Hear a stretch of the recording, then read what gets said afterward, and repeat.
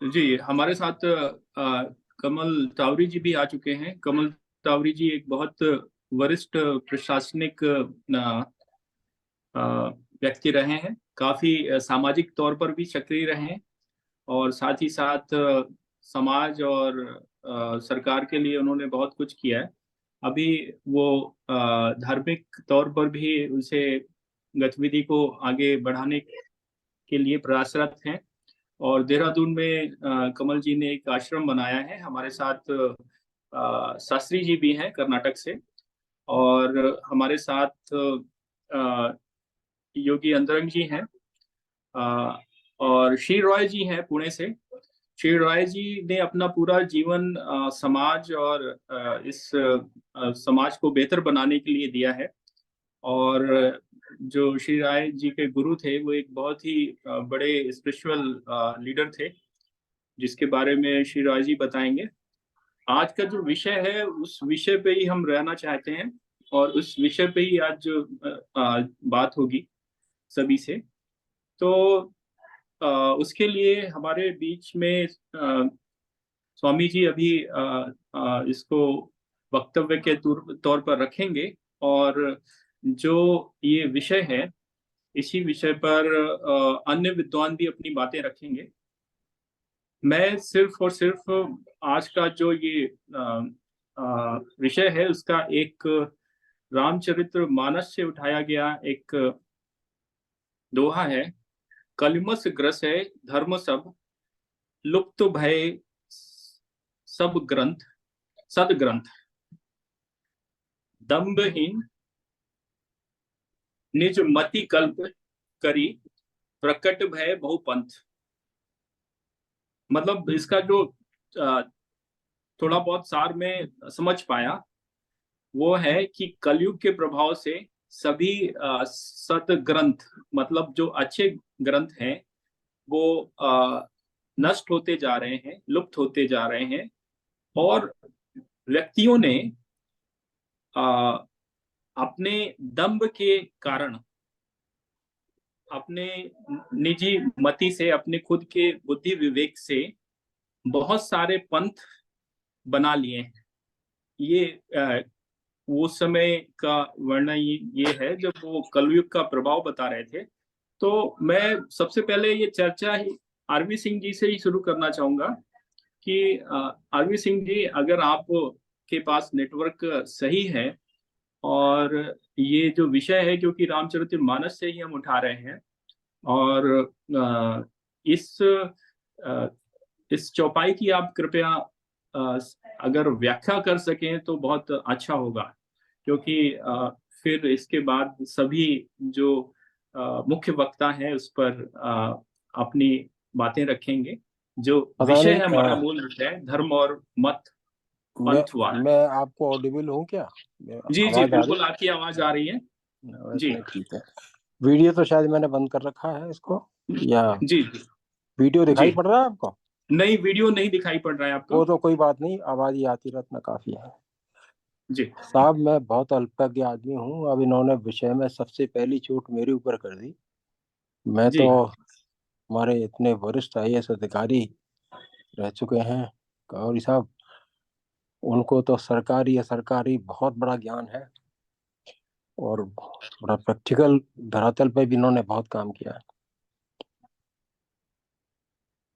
फिर बिंदु पाते हुए ये जो बहुत सरल चौपाई है, इसमें कोई कुछ भी छिपाने को नहीं है, बड़ा सरल सीधी भाषा में गोस्वामी जी ने बोला है, और वो सच ही बोला है। उन्होंने बोला है कि कलयुग जैसे ही आया, कलयुग से तो एक और उसके गुण होते होंगे। कलयुग में हर एक चीज में अपने अपने गुण होते हैं। प्रकृति में जितनी भी चीजें हैं वो कुछ अच्छे भी गुण हैं, बुरे भी गुण हैं। कुछ किसी बात के लिए उसकी प्रोमिनेंस होती है, विशेषता होती है। तो कलयुग में और के साथ साथ में एक ये भी है, उन्होंने ऐड किया है कलयुग में, कि लोगों ने अपने अहंकार से, अपने दंभ से, अपनी कल्पना करके, नाना प्रकार की कल्पनाएं करके, बड़ी बड़ी कहानियों की रचना करके, और नए नए पंथ पैदा किए जाएंगे, और वो हुए भी हैं। तीसरी शताब्दी ईसा के बाद से, अब पता नहीं, किसी को आघात नहीं लगना चाहिए, मैं कोई ज्ञानी नहीं हूँ साहब, मैं अल्प ज्ञानी हूँ, सबसे क्षमा मांग रहा हूँ। सबसे ज्यादा आक्रमण हुआ 6वीं 7वीं शताब्दी में हुआ, जब अधिकतर पुराणों की रचनाएं करी गई कल्पना पर आधारित, 100% कल्पना पर आधारित दुनिया भर की कथाएं, बस मात्र इसलिए क्योंकि संस्कृत में लिखी है। ये कोई बात हुई?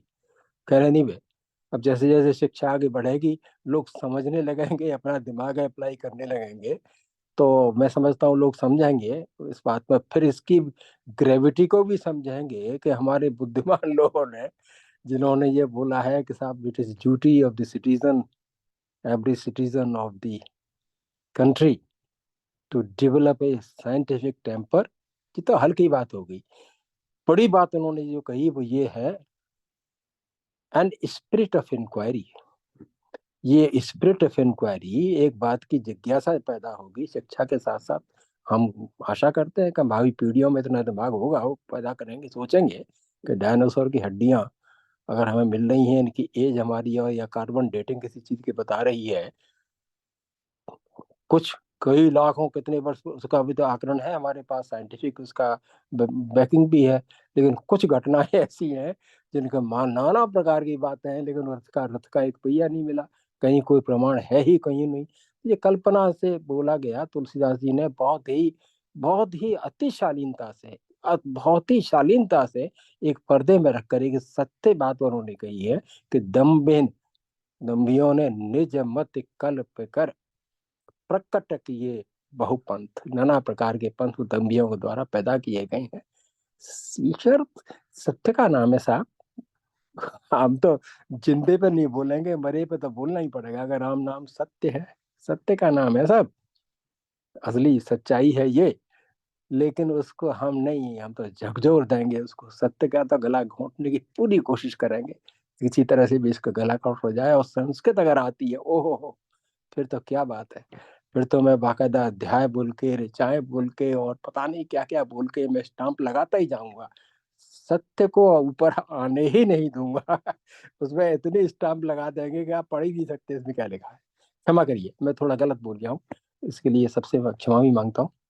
आप और विद्वानों से बोलिए साहब, मुझ में इतनी अकल कहाँ है, मैं तो सुनने वाला आदमी हूँ, सुनता रहूंगा। और बड़े बड़े विद्वान बैठे हैं, उन्हें बोलिए, अभिषेक जी आप उन्हीं किसी को बोलिए, मुझे सुनने को मिला है, मैं तो सुनने को आया था, कुछ सुनूंगा, मुझे कुछ मिलेगा, कुछ लगेगा।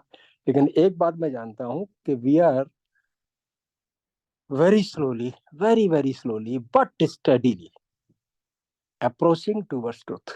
धीरे धीरे धीरे हम ट्रुथ पे पहुंचेंगे। हम अपने जीवन काल में नहीं पहुंच पाए, अगली पीढ़ी हमारी न पहुंच पाए, उससे अगली 100% वो पीढ़ी पहुंचेगी, सत्य पे पहुंचेगी। और जिसे आडंबर में लपेटा जा रहा है हमको सदियों से, उसको झटका मार के तोड़ेगी, अलग तो फिर सच्चाई की पहचान होगी कि सत्य क्या है, और वो सबको सर्व स्वीकार होगा। ऐसा मेरा मेरा ऐसा लग रहा है मुझे, कैसा ही होगा। प्रणाम करता हूँ साहब, सबको राम राम करता हूँ। मेरे शब्दों पर क्षमा कर दीजिएगा, अल्पज्ञानी आदमी को तो क्षमा किया जाता है। Thank you, take it. RV Singh ji, आपने बिल्कुल बिल्कुल जिसे बोलते हैं सत्य की ही बात की है। और जो सत्य है वो धर्म के 10 लक्षणों में से, मानव धर्म के 10 लक्षणों में से सबसे ऊपर रखा गया है। तो जो ये सत्य है, ये सत्य धर्म का आधार है। और शायद इसी सत्य को अर्ध सत्य और असत्य के तौर पर परिकल्पित करके इन पंथों की और मतों की रचना की गई। हमारे साथ, और हमारे, अगर हम ह्यूमन सिविलाइजेशन के को साइंटिफिक मैनर में अगर हम देखें, तो हमें पता चलता है कुछ लाख वर्ष पहले मनुष्य आया इस धरती पर। और समाज बने हुए शायद कुछ 20-30 हजार वर्ष हुए। अ, उससे पहले भी रहा होगा, लेकिन हमारी जो साइंटिफिक आज की खोजें हैं उसमें इसका जिक्र नहीं है कहीं। तो हम जो हमारा दर्शन है, जिस दर्शन को मैं बोलने की कोशिश कर रहा हूँ, वो ये जो आज का साइंटिफिक दर्शन है, उसको उसको हम उसका सहारा लेते हुए इसको बता रहे हैं, ये सच हो भी सकता है और नहीं भी हो सकता है, इस पे भी मुझे संशय है। वेदों में क्या कहा गया, पुराणों में क्या कहा गया, सभी ने पढ़ा है, सभी को मालूम है। इसमें जो सबसे महत्वपूर्ण पक्ष है कि ये जो अलग अलग पंथ बने और अलग अलग दर्शन आए, अलग अलग मत आए, तो इन मतों का उदय का एक कालक्रम रहा है, और उस कालक्रम के अनुसार उनका उदय होता रहा। तो आज जब हम उसको देखते हैं तो ये मानव सभ्यता में इन्हीं मतों और पंथों का आपसी लड़ाइयों में और आपसी बैर में बहुत ही बड़ा योगदान रहा है। धर्म जो था, वो धर्म जैसा पहले था, जैसा पहले वर्णित था हमारे अभी शास्त्रों में, वैसा माफ आज भी है। क्षमा करना अभिषेक जी, मैं दो शब्द बीच में बोल रहा हूँ, ये हालांकि अनुशासन के विरुद्ध है, कोई भी पसंद नहीं करेगा इसको, लेकिन एक कुछ बातें मैं कहना जरूर चाहता हूँ कि आगे बात जो भी बढ़े। क्लैश ऑफ ओपिनियन बुरी बात नहीं है साहब। कहते हैं बहुपंथ, नाना प्रकार के अलग अलग पंथ। अरे नहीं साहब, अलग अलग पंथ के इसका मतलब यह है कि कहीं किसी बात पर किसी ने एग्री नहीं किया, क्या बात हो गई, अग्री नहीं किया, ये तो प्रोग्रेस की निशानी है। अगर ये एग्रीमेंट ही एग्रीमेंट बना रहेगा तो हम तरक्की कर ही नहीं सकते, कहीं भी नहीं कर पाएंगे in all walks of life. पहली निशानी यही है कि कहीं हमें डिसएग्री होना पड़ेगा। हम कोई मातहत थोड़ी है किसी आइडियोलॉजी के, ऐसा नहीं। हमें उससे कहीं कहीं क्लैश आ रही है, हम सिद्ध कर रहे हैं उसको कि भाई ये हमें ये लॉजिक ठीक नहीं लग रहा है लॉजिकली, दूसरी बात अच्छी लग रही है, वी शुड अडॉप्ट इट, कोई बात नहीं। तो प्रकट किए बहुपंथ, इसके पीछे सेंस दूसरा है कि वो लोगों ने क्या है कि अपने स्वार्थ बस, अपनी किसी कामना के लिए, अपने किसी षड्यंत्र के तहत नई बातें पैदा करी, वो उन पर वो स्ट्रेस देना चाह रहे हैं। और बाकी जो रोज नई नई बातें बदल, सत्य तो सत्य ही रहेगा साहब। If 2+2 makes 4 it will stand, आज भी है, 1000 साल 10,000 साल बाद भी रहेगा, वो तो कोई बात ही नहीं। लेकिन जहां तक थ्योरीज की बात है, जो एब्स्ट्रैक्ट नाउन में हम बात कर रहे हैं, जितनी भी बातें हम थिंकिंग करते हैं, रिलीजन की बातें पुरानी होती है, सब एब्स्ट्रैक्ट है, दिखाई कहीं कुछ नहीं पड़ रहा है, सब आइडियोलॉजिकल है। उसमें अगर मान लो कहीं कोई क्लैश दिखाई पड़ रहा है तो it's welcome, it has to be. जैसे कि सुकरात को अरिस्टोटल हम सब कहते आए हैं कि जो चेले ने कभी गुरु की बात मानी ही नहीं, ऐसा एक भी चेला नहीं हुआ जिसने अपने गुरु को चैलेंज नहीं किया हो, क्योंकि प्रोग्रेस की निशानी है ये। अगर हम उसको एक्सेप्ट करते ही करते करते चले जाएंगे तो प्रोग्रेस करेंगे नहीं कभी, ऐसा हो ही नहीं सकता, ये प्रोसेस है। Thank you sir, I have interrupted you, I am very sorry for नहीं, मैं बिल्कुल आपकी बातों से दैट। सहमत हूँ, लेकिन हुआ कुछ ऐसा भी है कि ये कई जगह वन वे ट्रैफिक बन गया है कि आप जा तो सकते हैं लेकिन आ नहीं सकते, बात को बोल नहीं सकते। It's a matter of faith, या जिसे बोलें कि ईश निंदा, इस तरह के भी पंथ बने। और ये जो पंथ थे, वो भी आज की हमारी मानव सभ्यता में बहुत बड़ा स्थान रखते हैं। तो ये जो फेथ बेस्ड, ईमान बेस्ड जो पंथ हैं, और जिनको धर्म का एक समानार्थी बोला जाता है या पर्यायवाची बोला जाता है, तो आज का हमारा समाज, अगर हम फिल्मों की बात करें तो सब बोलते हैं कि सभी धर्म समान हैं। अब वो धर्म तो एक ही है, तो वहां समानता की बात क्या होगी। चलिए ठीक है, मान लिया कि अलग अलग दर्शन है तो अलग अलग धर्म है, तो फिर उनका तुलनात्मक अध्ययन होना चाहिए। आज हम उस दौर पे जी रहे हैं जहां पर हम इंटरनेट के माध्यम से देश के एक प्रत्येक कोने से जो भी प्रबुद्ध लोग हैं उनके साथ बैठ के चर्चा करने की स्थिति में है। आज से 30 साल पहले ऐसा शायद संभव नहीं था उतने अच्छी तरीके से, या 100 साल पहले तो बिल्कुल नहीं था।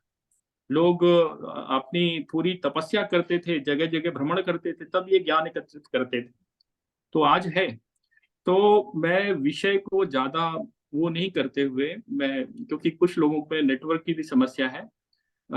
हमारे बीच में श्री रॉय जी हैं, वो इस धर्म और पंथ के विषय पे अगर कुछ अपनी बात रखना चाहते हैं तो मैं श्री राय जी से आग्रह करूंगा कि कृपया इस पे बात रखें, क्योंकि ये विषय पिछले 3 सप्ताह से हम लोगों का चल रहा है, जिसमें अलग अलग तौर पर हम इसको विश्लेषित करने के प्रयास में हैं। श्री रॉय जी, आ,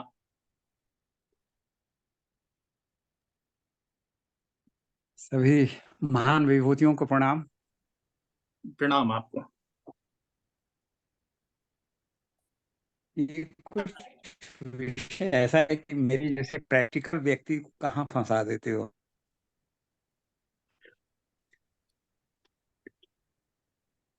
मुझे तो जो प्रचलन है आज धर्म या पंथ या जो भी कहो, कुछ कारण हुए होंगे या जो भी हुआ होगा, आज ज्यादातर धर्म के नाम पे या पंथ के नाम पे है वो भ्रमित लोगों का गेम लग रहा है मुझे।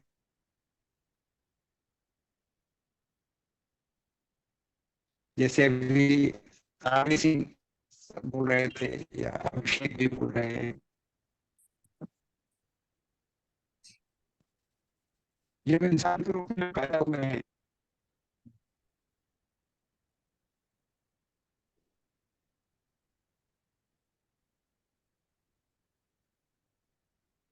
कुछ नेटवर्क का इश्यू लग रहा है श्री जी की तरफ से। मैं अंतरंग जी से हाँ सिंह हाँ श्री जी, आपका कुछ नेटवर्क इश्यू है, आवाज साफ नहीं आ रही है हम सभी को। अभी आप आवाज शायद कैसी है? बेटर हैं। हेलो, मैं थोड़ा प्लेस चेक करके देख लूं, आप तब तक बात करो। जी,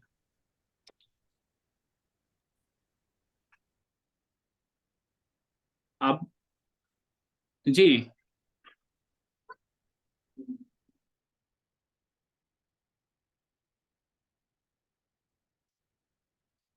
ऑडिबल नहीं है साहब, वो तो हाँ, कर रहे हैं मैं कोशिश लेकिन। अंतरंग जी से आग्रह करूंगा कि इस विषय को आगे बढ़ाएं और इस पर अपना वक्तव्य रखें। अंतरंग जी। नमस्कार। तो जैसा हम लोग ने 2 सप्ताह रविवार को जो हम धर्म संवाद, पहले हम राजकुमार दादा और डॉक्टर कमल तौरी जी और श्री आरवी सिंह जी, श्री जी भाई को मैं हार्दिक अभिनंदन करता हूं। और हमारे राजकुमार भाई अभी जुड़े हैं, वो एक गौ सेवक समाज के राष्ट्रीय अध्यक्ष हैं। तो आपका धन्यवाद आने के लिए। तो अब मैं यह कह रहा था कि हम लोगों ने जो चर्चा यहाँ धर्म पर किया, तो पहला विषय यह था कि धर्म क्या है। धर्म क्या है उस पर पिछले सप्ताह आचार्य ज्योति प्रकाशन दादा ने भी और हमने भी पहले बोला था कि बृहदेष्ण प्राणी धानम च धर्म। और अगर इसको संस्कृत से ध्री धातु से देखा जाए तो यत धारते स धर्म, यानी हम क्या धारण करते हैं, हम मानवता धारण करते हैं। इसीलिए हम लोगों का पहला विषय था धर्म और मानव धर्म। फिर उसके बाद हम लोगों ने वह धर्म क्या है, कौन है, कहाँ है, कब से है, तो हम लोगों ने चर्चा किया सनातन धर्म और सनातन धर्म। तो अब यह आज स्थिति है कि क्या वह सनातन धर्म हिंदू धर्म ही है, तो हिंदू धर्म क्या है। और अगर मानवता को अगर हम धर्म मानते हैं, लेकिन अगर हिंदू धर्म को भी अगर सनातन धर्म के साथ जोड़कर धर्म मानते हैं, तो यह क्या पंथ है या मत है।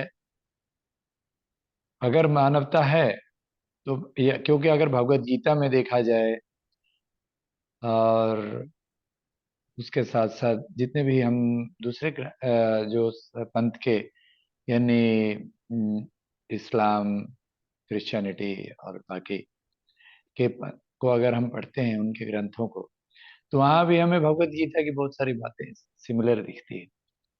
तो कल हम लोग गीता जयंती के अवसर पर जो हम लोग चर्चा कर रहे थे उसमें जो धर्म की बात आई, और इस पर एक अलग से हम लोग विश्लेषण भगवत गीता आधारित धर्म पर भी हम चर्चा करेंगे। तो अगर उस पर लिया जाए तो सनातन धर्म के आधार पर हम लोग यह समझ पाते हैं कि मानवता जो युग युग से वैदिक परंपरा से चला आ रहा है, उसमें कौन कौन पंथ अलग अलग आ गए, वह एक फिलॉसफी के अनुसार वैचित्र धर्म प्राकृत धर्म समान भविष्यति, यानी diversity is the law of nature. प्रकृति में जैसे शिव शक्त्यात्मकम ब्रह्मा शक्ति सशिव शक्ति तयो सिद्धि संचरे प्रति संचरे च, यानी सिद्धि जो हो रही है संचर और प्रति संचर में, उसमें अगर हम यह देखें कि मानवता का विकास हो रहा है जिस क्रम में, उस क्रम में अगर शिव को हम चेतना माने और चैतन्य सत्ता माने, जो मूर्ति पूजा करते हैं वो अपनी परंपरा में चले, और जो उनके हिंदू धर्म में जो निराकार ब्रह्म की भी साधना करते हैं, वो भी शिव को मानते हुए साधना करते हैं। उसी प्रकार राम कृष्ण, ये जो मुख्य तीन सनातन में जो तीन गुरु के रूप में पूजे जाते हैं, तो यह सबको अगर हम देखते हैं तो हम पाते हैं कि वह चेतना के रूप में हमारे साथ हमेशा विराजमान है।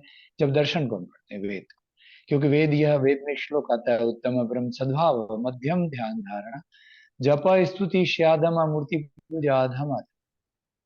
तो फिर उसके बाद जो अगर कोई पंथ ऐसा बन जाए जो कहे कि मूर्ति पूजा की आवश्यकता नहीं है, और हमारे बीच में भी ऐसे पंथ जो अगर यह कहें तो कि मूर्ति पूजा की जरूरत नहीं, निराकार ब्रह्म की हिंदू धर्म में साधना करने वाले लोग, तो इस तरह से मैं स्वागत करना चाहूंगा आचार्य ज्योति प्रकाशन दादा का, जो आज हमारे मुख्य वक्ता है। तो मैं थोड़ा सा मैं अपनी बात को समाप्त करूंगा कि अगर कोई हमारे हिंदू ये में, दादाजी का म्यूट कर दीजिए। तो अगर हम हमारे हिंदू संप्रदाय पंथ या उसको जो धर्म कहते हैं, उसमें अगर वहां अगर लिया जाए तो उसमें भी कुछ ऐसे लोग हैं जो मूर्ति पूजा करते हैं, कुछ बिल्कुल नहीं करते, लेकिन दोनों हिंदू माने जाते हैं। तो इस तरह से अलग अलग जो पंथ बन रही है और बनती रहेगी, इसमें धर्म को देखना होगा। तो इसलिए पिछली जो चर्चा में हम लोग जो हुआ बृहद ऐष्णा प्राणी धारण च धर्म, यानी कि जो यत धारति यह सधर्म के बाद हम जो धारण करते हैं वो मानवता को धारण करते हैं। अनुकूल वेद्यम सुखम प्रतिकूल वेद्यम दुखम सुखम अनंतम आनंदम आनंदम ब्रह्म। और यहाँ जब ब्रह्म की बात हो रही है, उत्तम ब्रह्म सद्भाव मध्यम ध्यान धारणा जप स्तुति स्याधमा मूर्ति पूजा आधमा, तो फिर ब्रह्म भाव के साथ भगवत गीता में ब्रह्मार्पणम ब्रह्म भी ब्रह्मार्पणम ब्रह्मेव तेन गंधम ब्रह्म कर्म समाधि। इसलिए जो भी जिस भाव में ब्रह्म की अनुभूति कर रहा है, ईश्वर को प्राप्त करने की अनुभूति कर रहा है, चाहे वह किसी भी संप्रदाय पंथ मत से आता हो, गीता के अनुसार यह कहा जा रहा है कि वह धर्म के रास्ते पर है। तो ईश्वर के रास्ते पर प्रणिपातेन परिप्रश्न के भाव में आपका जो ईश्वर प्रणिधान है, यानी वृहद ऐष्णा प्राणिधान, जो हमारा जो ऐष्णा है, हमारी जो परमात्मा को पाने की जो चाहत है, वह धर्म का आधार है। इस तरह से मैं इतना ही अभी के लिए कहना चाहूंगा। बीच में और कुछ बातें आएंगी तो चर्चा करेंगे कि जितने भी पंथ बन जाएं, लेकिन धर्म का आधार तो मेरे हिसाब से मानवता ही है, जो भगवत प्राप्ति है, इसीलिए हम इसको भगवत धर्म भी कह सकते हैं। और उसके साथ जितने भी पंथ बने, जितने भी मत बने, लेकिन धर्म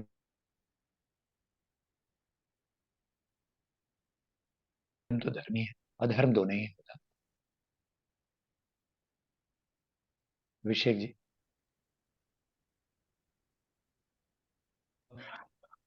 इसमें विषय काफी कंट्रोवर्शियल भी हो सकता है अगर हम इस पे खुलकर बात करें तो। मैं इस विषय पर जो हमारे विद्वान हैं, हमारे दादा जुड़ चुके हैं, दादा ज्योति प्रकाशानंद, मैं सीधे मुख्य वक्ता के से हमारे दादा ज्योति प्रकाशानंद जी से आग्रह करूंगा कि इस विषय पर आप अपना वक्तव्य रखें और हम आपको सभी सुनने के उत्सुक हैं। दादा।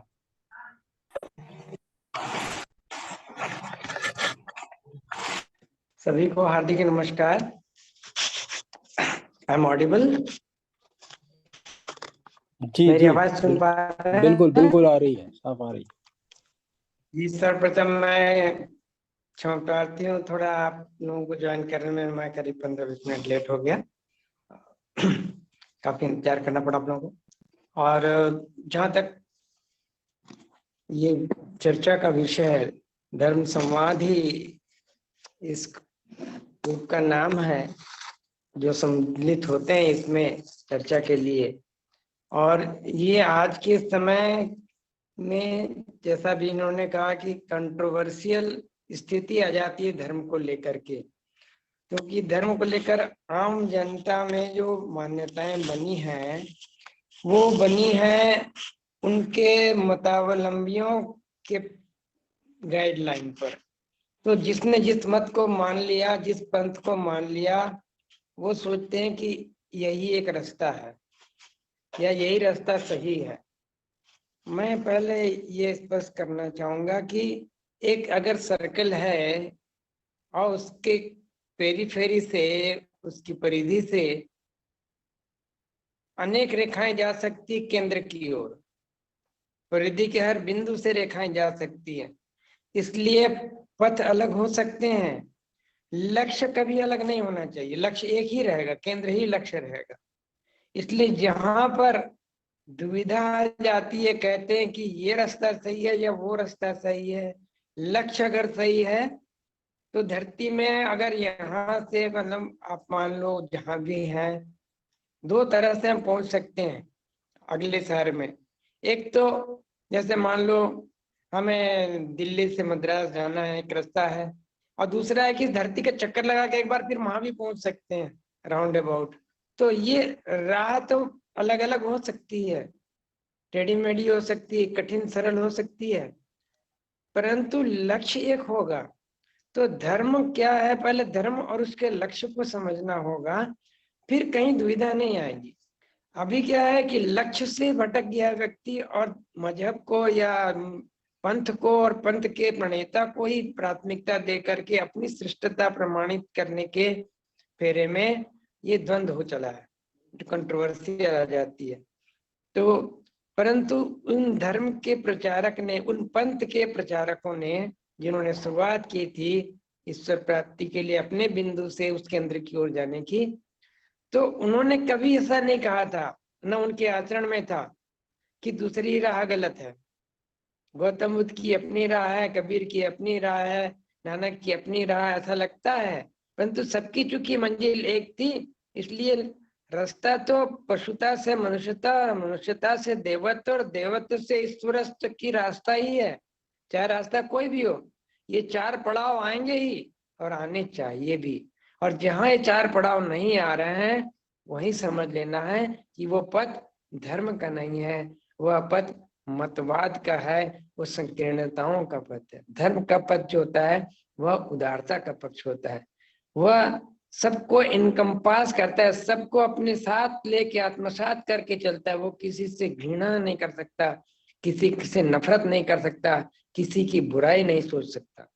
इसलिए हमें धर्म को उस एंगल से समझना होगा और जो समझाने वाले व्यक्ति हैं उनको उदाहरणों से सरल भाषा में आम जनता को समझाना होगा। अभी हम लोगों को आम इंसान को समझाने के लिए कुछ चैनल्स खुले हुए हैं और कुछ मंदिरों में प्रवचन करता है, कथावाचक हैं, उन सब की बातों को सुनकर गीता, रामायण, भागवत की प्रवचन करता हूँ कि बातों पर हम आधारित होकर अपनी मान्यता बना लेते, जो हिंदू हैं। मुसलमान अपना मुल्ला और उनके जो प्रचारक हैं उनके थ्रू ले लेते हैं। तो ये जो बाहरी चीजें हैं उससे हट करके जहाँ एकता लाता है, जो मनुष्य में ही नहीं जीवों में सबके प्रति प्रेम लाता है, वह ही धर्म है। जहाँ सबके प्रति प्रेम नहीं है, सबके प्रति विश्वास नहीं है, सबके भलाई की कामना नहीं है, परोपकारार्थम इदम शरीरम कहा जाता है। यह शरीर पर उपकार के लिए। और यहाँ अगर हम जान लेने पर उतावले हो जाते हैं छोटी छोटी बातों में, और हम कहते हैं कि मेरा धर्म कहता है, इसका धर्म करता है, तो ये बिल्कुल ना समझिए, बचपना है, बचकानी हरकत है धर्म के नाम पर। और आम इंसान जो होता है वह अपने कुछ जो लीडर्स होते हैं, जो उनके पथ प्रदर्शक होते हैं, उन्हीं पर्सनालिटी का भूल जाता है और विवेकहीन हो करके गलत निर्णय पर भटक जाता है, क्योंकि आम इंसान उतना बुद्धिमान नहीं होता। तो ये मूल बातें हैं। अब इसको लेकर मैंने कुछ बिंदुओं पर हम चर्चा करना चाहते थे आज, क्योंकि पिछली बार मैंने शास्त्र के श्लोकों से शुरुआत की थी कि धर्म क्या है, बृहद ईश्वना प्रणिधानम च धर्म। अब हम धर्म को अगर हम बोलचाल की भाषा में कहें, शास्त्र के श्लोक को, तो कहना होगा कि धर्म, जैसे कि अभी थोड़ी देर पहले अंतरंग जी ने कहा कि मानव धर्म या भगवत धर्म। मानव धर्म क्या है?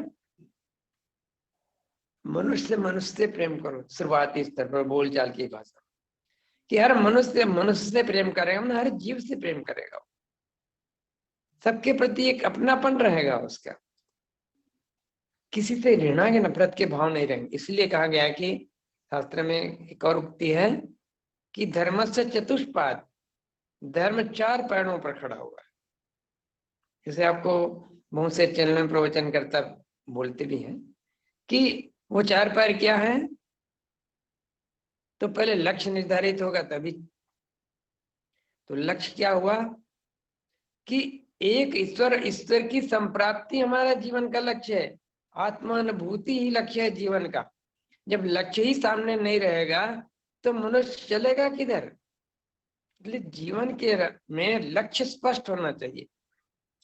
तो मनुष्य के जीवन का लक्ष्य क्या है? जन्म से मृत्यु तक हर व्यक्ति को क्या पाना है? एक दिन माँ के गर्भ से पलने पर आए और एक दिन अस्थि चले जाएंगे स्मशान, जला दिए जाएंगे।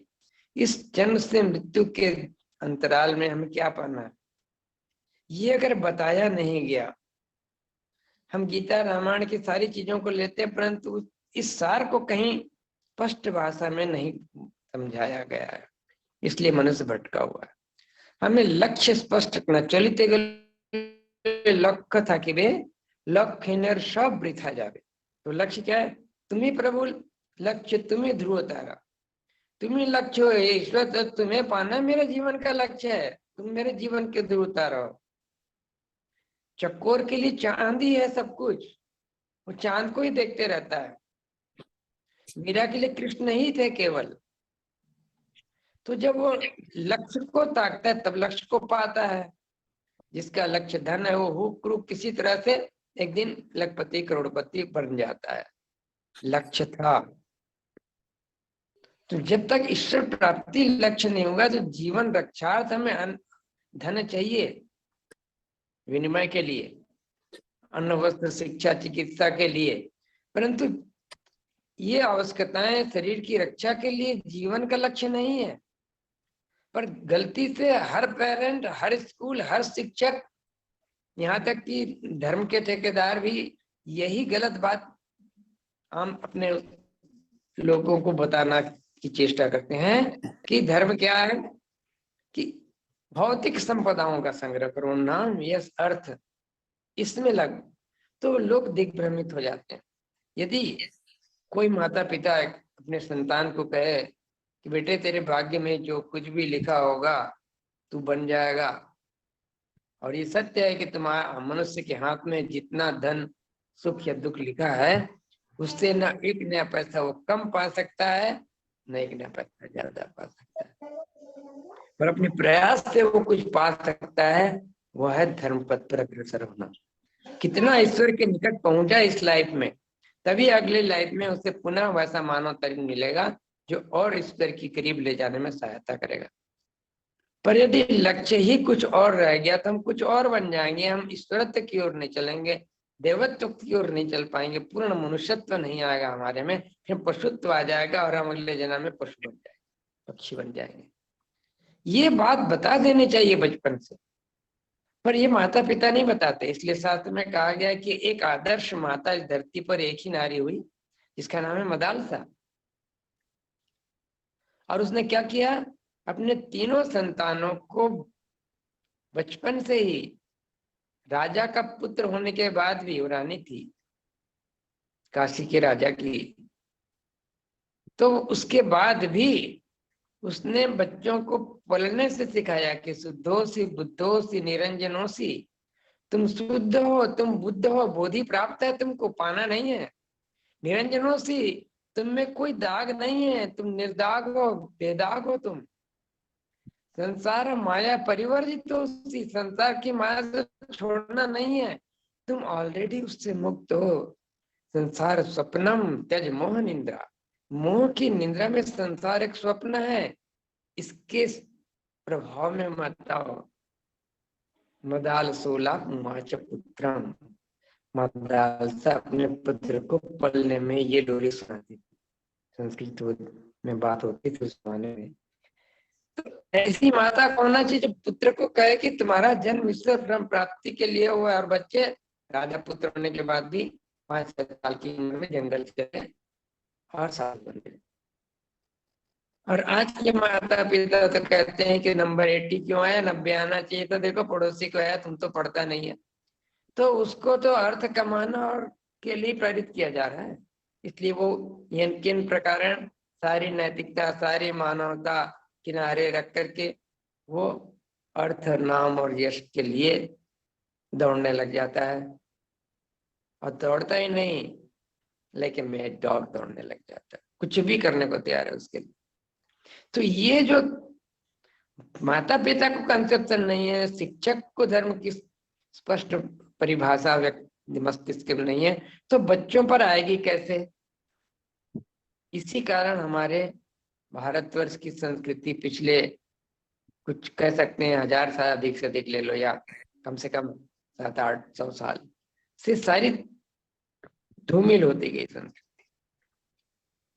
600 साल के करीब ये हमारे भारत में भक्ति युग आया, और उस भक्ति में भारत के कोने कोने में जात पात से ऊपर उठाकर छोटी जात वाले लोगों ने ईश्वर प्राप्ति के उपाय बता, और वे प्रसिद्ध हुए, और लोक भाषा में उन्होंने धर्म की परिभाषा दी। कबीर, तुलसी, मीरा, नानक, रैदास साउथ में हर जगह पैदा हुए, और भारत की उस धर्म की परंपरा को जागृत रखा। अब फिर समय आ गया है कि ये लोगों को समझाया जाए। इसलिए उस चतुष्पाद में बात यह है कि विस्तार, मन को विस्तारित करना है। We have to dilate our mind, we have to expand our mind, we have to encompass each and every living being of this planet and beyond. इस जगत ही नहीं, इस यूनिवर्स के हर जीवों के प्रति एक अपनापन होना चाहिए। वसुधैव कुटुंबकम, सारा ब्रह्मांड एक परिवार के रूप में लेना, मन को इतना बड़ा करना है। और यहाँ तो पड़ोसी पड़ोसी से लड़ बैठता है, तो ये कहाँ की धर्म की शिक्षा है भाई। कहीं गीता में नहीं लिखा, कहीं रामायण में लिखा, कहीं पुराण में नहीं लिखा। और जब हम करते हुए हैं तो प्रश्न क्यों नहीं करते लोग कि भाई ऐसा क्यों कर रहे हो। यहाँ पर गलत परिभाषा मस्तिष्क में है, उसको हटाने का प्रयास, जिनको सही परिभाषा है वो अगर नहीं कर रहे तो धर्म आगे नहीं बढ़ेगा। ये आज की विडंबना है कि धर्म को सच्ची समझने वाले उसको समझाने के लिए प्रयासशील नहीं है। इसलिए विस्तार के बाद आता है रस। रस क्या है? रस है कि ईश्वर की इच्छा से जो हो रहा है उसकी इच्छा में अपनी इच्छा मिला दो। उदाहरण के लिए समुद्र है, उसमें बड़ी बड़ी लहरें उठ रही है, उसमें एक नाव चल रही है। नाव यदि कहे कि मैं सीधा ही चलूंगी तो उलट जाएगी। उसको समुद्र की तरंगों के ऊपर नीचे होना ही पड़ेगा, उसके सिवाय और कोई उपाय नहीं। तो परम रस, जो परम परम पुरुष परम पिता परमेश्वर जिस तरंग को समाज में चला रहे हैं, है ना, उनकी तरंग में अपनी तरंग मिलानी होगी, उनके रंग में अपने रंग को मिलाना होगा, तब जाकर के हम कहेंगे कि हम रस है वह सा, वे रस समुद्र है, उनकी इच्छाओं की तरंग चल रही है। इसलिए ये जो उसकी तरंग के विपरीत जाएगा वो उलट जाएगा, अस्तित्व तो उसका नहीं रहेगा। यह विस्तार रस। उसके बाद है सेवा। उसके बाद चौथा है तद स्थिति, माने ईश्वर में स्थित हो जाना, ईश्वरत्व को प्राप्त कर लेना। ये 4 सीढ़ियां हैं। चौथा तो लक्ष्य हो गया। अब ये सेवा को समझना है। जानते सभी हैं सेवा शब्द को, टू हेल्प अदर्स, किसी की मदद करना, परोपकार करना, भला करना। परंतु ये जो सेवा है वो मुख्यतः 2 प्रकार की होती है। एक भीतर की ओर, मन के भीतर ईश्वर की आराधना करना, उनकी ओर अपने मन को तीव्र गति से ले जाना, यम नियम आसन प्राणायाम की आंतरिक प्रक्रियाओं के द्वारा अपने मन की शुद्धि करना और आत्मा को परमात्मा में मर्ज करके समाधि में स्थित होना। ये है ईश्वर की आंतरिक सेवा। और ईश्वर की बाहरी सेवा क्या है? इस जगत के हर जीव को ईश्वर का रूप समझ करके उनके कल्याणार्थ काम करना, हितार्थ नहीं, कल्याण माने उनको कैसे ईश्वरत्व की प्राप्ति हो और वो कैसे उस पद पर चले, उसके लिए ज्ञान और वातावरण का निर्माण करना, उनको ऐसी परिस्थितियों में रखना जहां उन्हें लगे कि यार धर्म के पद पर मुझे चलना है, यही उचित रहा है। ये जो प्रकार की सेवा है, अवेयरनेस पैदा करना, यही है बाहरी सेवा। हाँ, ये बात अलग है कि अन्न शिक्षा चिकित्सा की अस्तित्व की रक्षा की सेवा करना एक सेवा में गिना जाता है। एक कहावत है कि वो रोज भूखे को कितना अन्न खिलाओगे, तुम मुझसे कमाना ही सिखा दो। Don't fish me, teach me how to fish. मुझे मछली मत दो, मुझे मछली मारने की कला सिखा दो। तो व्यक्ति को स्वावलंबी बनने दो, उसे समझ में आए कि मैं क्यों हूं। तो ये हो गया हमारा विस्तार रस सेवा। इस पर धर्म आधारित है। जो इसके विपरीत है, जो इसके प्रतिकूल है, वह धर्म नहीं है, वही मतवाद है। इसलिए एक ईश्वर है, परमेश्वर है, वो धर्म का पथ है। जहाँ अनेक ईश्वर हैं, वह मतवाद का पथ है, विद मतांतर का पथ है। वो जो है धर्म नहीं है, मतवाद है, वह त्याज्य है। ठीक है। दूसरा है ईश्वर के बारे में डिफिनीशन। ईश्वर की अलग अलग परिभाषाएं दी जा रही है। तो ईश्वर क्या है? ईशति स ईश्वर, जो विश्व ब्रह्मांड की हर चीज को नियंत्रित करते हैं। इस धातु का अर्थ होता है नियंत्रण करना।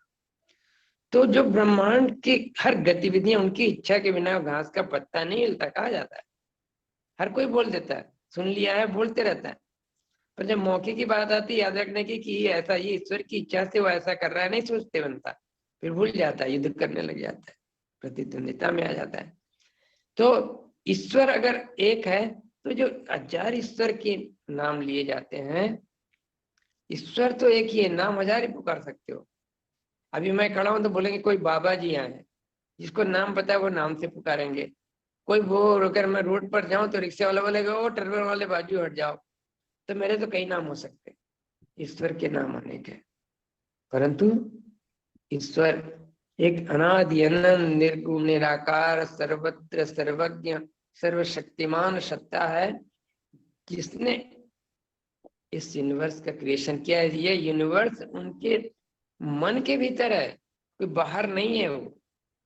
इसलिए ईश्वर को आंखों से देखने की चीज नहीं है। जैसे हम हवा को नहीं देख सकते, इथीरियल मीडियम को नहीं देख सकते, उसी तरह हम अपने मन को ही नहीं देख सकते, तो आत्मा को क्या देखेंगे? और उसके पीछे परमात्मा है, उसको कहां से देख पाए? तो यही प्रश्न विवेकानंद जी ने अपने गुरु से कहा था कि मुझे ईश्वर दिखाओ, आपने देखा है? बोले हाँ। तो बोले मुझे दिखाओ। तो बोले दिखाऊंगा।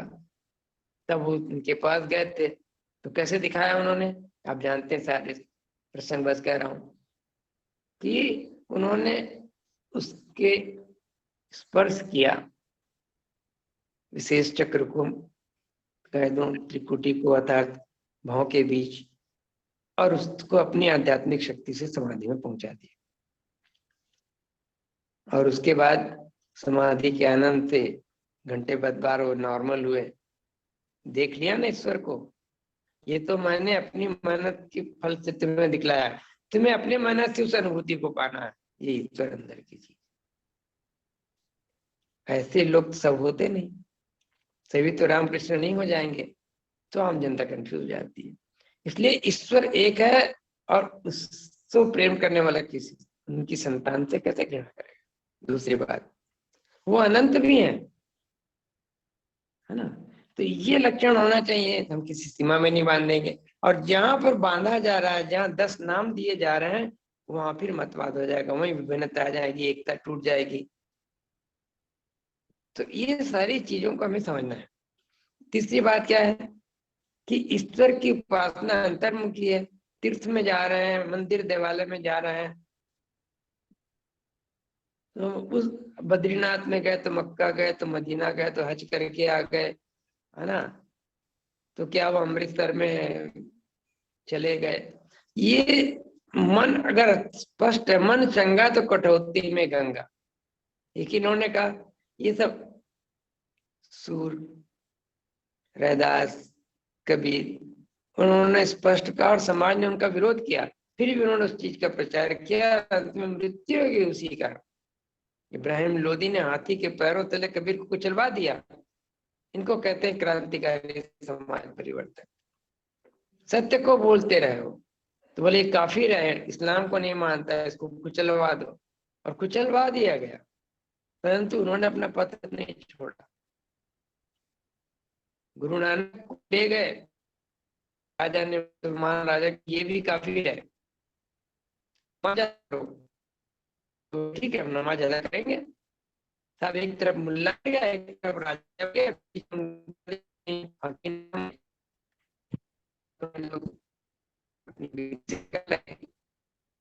तो नानक आँख खुले देखते रहे। तो राजा ने कहा कि तुमको बोले साथ में बैठ करके तुमने किया नहीं? तो बोले हुजूर, मैं तो नमाज अदा करने की कोशिश कर रहा था, पर मैं क्या करूं। राजा सोच रहा था कि मुझे मंत्री से बैठकर अगले बाजू के राज पर कैसे अटैक करना, उसकी योजना बना रहा था नमाज अदा करते समय। और ये मुल्ला जी सोच रहे थे कि रात को खाने में कबाब मिलेगा कि नहीं। अब इन आप दोनों के चक्कर में मैं नमाज अदा नहीं कर सका। अब ये दोनों सत्य बात थी, उनके दिल की बात थी, उनकी सोच की बात थी। तब दोनों ने कहा कि भाई तुम महान पीर हो, तो तुम पहुंचे हुए हो, हम तुम पर कोई प्रतिबंध नहीं लगाए।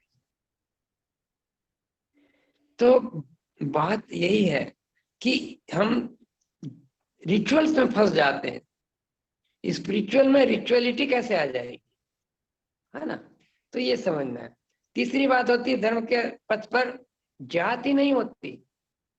जहाँ जाति है, विभिन्न जातियां हैं, वहां मतवाद है, मजहब है। जहाँ मानव ही एक जाति है, मानव मानव एक है, मानव का धर्म एक है। तो मनुष्य को जब एक जाति लेकर चलेगा तो अंतर जाति विवाह करेगा, फिर जात पात की क्यों मानेगा।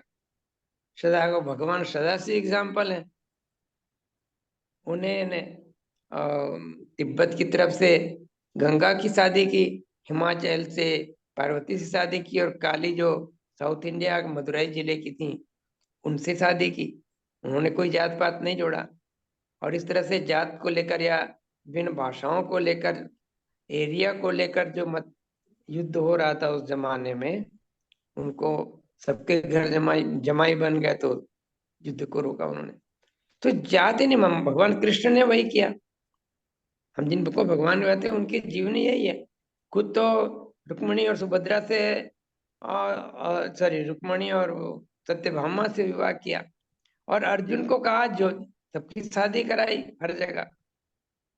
तो ये जात पात का जो भेद है वहां धर्म नहीं है। और आगे लिया जाए तो क्या है कि ईश्वर के साथ जो संबंध बोध है वो बहुत इम्पोर्टेंट है। हमारे सारे भक्त वही कहते हैं, मेरे तो गिरधर गोपाल दूसरो न कोई, जाके सिर मोर मुकुट मेरो पति सोई। एक पारिवारिक संबंध है, किसी ने पिता पुत्र का संबंध माना, किसी ने पति पत्नी का संबंध माना, है ना। ये जो वात्सल्य भाव है वो शुरुआत के स्तर पर, तो किसी ने दास माना कि मैं दास हूं, कृष्ण मेरे मालिक है।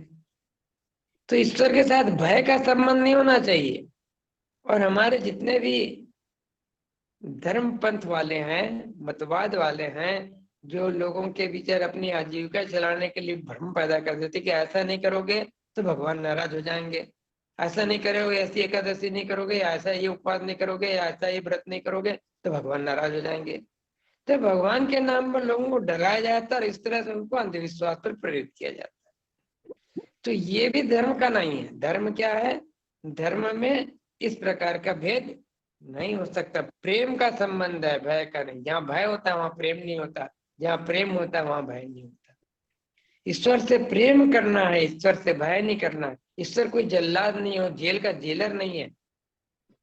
वो मेरे परम प्रिय है और मैं उनका प्यारा पुत्र या पुत्री हूँ। इस भाव से जब वो ईश्वर आराधना करेगा तो उसकी सार्थक होगी, भय से कैसे होगी? तो इसलिए ये भी एक सही बात नहीं है। लक्ष्य तो बता ही दिया मैं। अब देखो कि तीर्थ को लेकर, आत्मा ही तीर्थ है। आत्मा तीर्थम न जानती कथम मोक्ष वराणा, इदम तीर्थम भ्रमंती तमसा जना, आत्मा तीर्थम न जानती कथम मोक्ष वराणा। इस तीर्थ से उस तीर्थ तक भटकते हैं, इस प्रवचनकर्ता से उसकी बात सुनने चले जाते हैं, पर आत्मा के तीर्थ के लिए प्रयास नहीं करते। वो क्या है? मूढ़ है ना। भज गोविंदम भज गोविंदम भज गोविंदम मूढ़मति, है ना। तो ये जो विचार है तीर्थ का, वो जहां पर है मक्का मदीना बद्रीनाथ जा रहा है, रामेश्वरम जा रहा है, बुढ़ापे में चला नहीं जा रहा है, सारे दिन तो दर्द और कष्ट और सुरक्षा की चिंता में जा रहा है, समय ईश्वर भरत स्मरण का हो रहा है। कबीर जी ने कहा कि अगर मोक्ष मिलता है बनारस में मरने से तो मैं मरूंगा नहीं बनारस में जाकर के, मैं बाहर मरूंगा बनारस के, और ये बताऊंगा कि मुझे मोक्ष मिला। और उन्होंने सिद्ध किया। जब उनका शरीर जब मृत्यु का समय आया तो वो कहाँ चले गए? बनारस छोड़ के चले गए। और उनका शरीर को क्या किया गया? उनका शरीर ही फूल बन गया था, है ना। तो उन्होंने ये दर्शाया कि डॉगमा, ये अंधविश्वास तोड़ो। तो ये धर्म की शिक्षा है। तीसरे बात कहेंगे, अंधविश्वास को हो गया। एक आता है स्वर्ग और नरक की बात। जहाँ स्वर्ग नरक कहीं नहीं है, भीतर ही इसी धरती पर है। जब हम शुभ कर्म का शुभ फल भोगते हैं वो स्वर्ग है, और अपने कुकर्मों का कुफल जब भोगते हैं तो वही नरक है। नरक कोई तीसरे चौथे आसमान में नहीं होता। नरक हमारे आचरण का ही प्रतिफल है। इसलिए ये मान्यता जहाँ कि हमारे पूर्वज ऐसा करते थे, ये जो है ये इसके रूट कॉज तो आप जान ही रहे हैं। मैं इस पर ज्यादा जाना नहीं चाहूंगा, आक्षेप ज्यादा हो जाएगा किसी जाति विशेष पर। परंतु सच्चाई आप जान रहे हैं कि लोगों ने अपने वंश को की संतानों को आगे आजीविका मिलती रहे, भोजन पानी मिलता रहे, इसलिए उन्होंने बना दिया कि बिना पंडित जी के नहीं होगा। ईश्वर पाना तो बीच में मीडिएटर चाहिए, पर नहीं, मीरा के लिए कोई मीडिएटर नहीं था, कबीर के लिए कोई मीडिएटर नहीं था। सीधा ईश्वर से डायरेक्ट संबंध है हमारा। न हमें मुल्ला चाहिए, न पादरी चाहिए, न पुजारी चाहिए। पिता पुत्र का डायरेक्ट संबंध है, उनके थ्रू वाया मीडिया नहीं जाना। ये सारी धर्म की छोटे छोटे जो बेसिक कंसेप्शन है उनको हमें याद रखना होगा। तो मृत्यु भोज होता है, मृत्यु भोज है मतवाद है। जहाँ मृत्यु पर शोक, जन्म हुआ है तो मरना होगा इस शरीर को। तो जबरदस्ती आपको इतने लोगों को खिलाना है, बेचारा मरते समय पिताजी को 1000 रुपए की दवा नहीं करा पाया, अब गुजरने के बाद जमीन जायदाद बेच करके वो इतने दिनों तक उतना भोज कराना पड़ता है उसको। ये क्या है? ये सीधा अंधविश्वास है। और अंधविश्वास का उदाहरण है आपका ये सूर्य ग्रहण पर लेकर, ऐसे अनेक अंधविश्वासों पे। विवाह में भी है अंधविश्वास, तो विधवा विवाह क्यों नहीं हो सकता? पहले तो बहुत ज्यादा था, है ना, तो तोड़ा गया। आप जानते राजा राम मोहन राय जी ने इसकी शुरुआत की कि विधवा को आत्मदाह नहीं करना पड़ेगा पति के साथ। सती प्रथा जो थी पूरा अंधविश्वास था, अब वो टूट गया, पहले वो नियम था। इस तरह और अनेक अंधविश्वासों को तोड़ना होगा। बलि का अपराध है, बलि देना। आपको मांस खाना है तो बोलो कि भाई ये ऐसा हो गया इसलिए बलि दो, तो उसके चलते 25 लोगों को खाना मिलेगा मांस का। तो जीव के लालच में धर्म का सहारा लेते हैं। कहते शंकर भगवान गांजा भांग पीते थे, आपको पीना है तो शंकर का नाम ले लिए। ये सारी चीजें धर्म के नाम पर लोगों को व्यामोह कारक है, भटकाती है। तो ज्यादा नहीं कहना चाहता, सभी और वक्ता भी हैं, पर मैं यही कहूंगा कि साधना और जैसा धार्मिक कार्य उसमें स्त्री पुरुष का समान अधिकार है। शिव जी की पत्नी पार्वती, काली, उनकी पुत्री भैरवी, पुत्र भैरव, सब आध्यात्मिक साधना करते थे। अभी तो कहा जाता है कि नारियां जा नहीं सकती, नारियां वेद नहीं सुन सकती। वेद वो सुनने में आ गया श्लोक तो उसके कान में पिघला हुआ शीशा डाल के उनको बहरा कर दिया जाता था, एक जमाना वो भी था। तो ये सारे अंधविश्वास चलते रहे और इसको निपटाना है। इसलिए धर्म एवं हतो हंति धर्म रक्षति रक्षिता। जो धर्म की रक्षा करता है धर्म उसकी रक्षा करता है, और जो धर्म की हत्या करता है धर्म उसकी हत्या कर देता है। इसलिए धर्म पथ पर चलना अनिवार्य है। और धर्म क्या है? ईश्वर संप्राप्ति के लिए प्रयास, सरल शब्दों में, बोलचाल की भाषा में। इसलिए धर्म की गति सूक्ष्म होती, धर्म से सूक्ष्मा गति पाप से कुटिला गति। कुटिल माने लौट कर क्या आता है, कुटिल माने बूमरैंग। एक बूमरैंग एक लकड़ी का अस्त्र होता है ना, वो 110 डिग्री के आसपास का। उसको फेंकोगे किसी अपने शिकार पर तो शिकार को चोट पहुंचा करके फिर फेंकने वाले के पास ही वापस आ जाएगा। उसकी डिजाइन ऐसी बनी होती है। तो उसी तरह जो पाप करेगा तो पाप लौट कर उसी के पैर पर आएगा, उसका नुकसान करेगा। इसलिए पाप के रास्ते पर, पाप क्या है? परोपकार है, पुण्य है, पाप है पर परिणाम। उसके बाद धर्म का आधार सत्य है। धर्म स न यत्र न सत्यम अस्ति, जहाँ सत्य नहीं है वहां धर्म भी नहीं है। और सत्य का मतलब सच बोलना नहीं है। परितार्थम वांग मानसो यथार्थम सत्यम। दूसरे के हित के लिए, कल्याण के लिए, उसके शारीरिक मानसिक आध्यात्मिक उन्नति के लिए मनुष्य जो कुछ भी प्रयास करता है अपने वचन और आचरण से, उसे सत्य कहते हैं। ऐसे सत्य पर धर्म टिका हुआ है। और इन सब चीज का हमें आम इंसान को इस तरह से समझा करके धर्म पथ पर चलने की स्कूलों में शिक्षा होनी चाहिए, एक सब्जेक्ट होना चाहिए, है ना। हर शिक्षक को इससे अवगत कराया जाना चाहिए। टीचर ट्रेनिंग में, बीएड में ये सब पढ़ाया जाना चाहिए। तब जाकर के भारत में धर्म की सही परिभाषा और सही आचरण आएगा, तब भारत जाके धार्मिक हो पाएगा। पहले ऐसा होता था, पहले गांव में जो 1 या 2 स्कूलें होती थी, उसको वो धर्म के जानकार ही क्लास लिया करते थे। व्यवहारिक ज्ञान के साथ साथ धर्म के ज्ञान दिया जाता था। गुरुकुलों में भी ये दिया जाता था। अब तो कॉलेज आ गई है तो वो सब बंद हो गया, विज्ञान पढ़िए। तो क्षमा चाहूंगा, कुछ कठोर मैं चुभने वाले कंट्रोवर्शियल बातों के थ्रू मैंने आप लोगों को हिंदोलित किया है, पर मैं उम्मीद करता हूँ कि सच्चाई कड़वी भी होती है कई बार, तो इस कड़वी सच्चाई को हम लोग समझें और उसके द्वारा लोगों को जागृत करें, ताकि ये धर्म संवाद का जो संदेश है वो अधिक से अधिक लोगों तक पहुंचे और लोग सही मार्ग अर्थ में धार्मिक बने। इसी शुभकामना के साथ आप सबको बहुत बहुत धन्यवाद और मैं इजाजत चाहूंगा।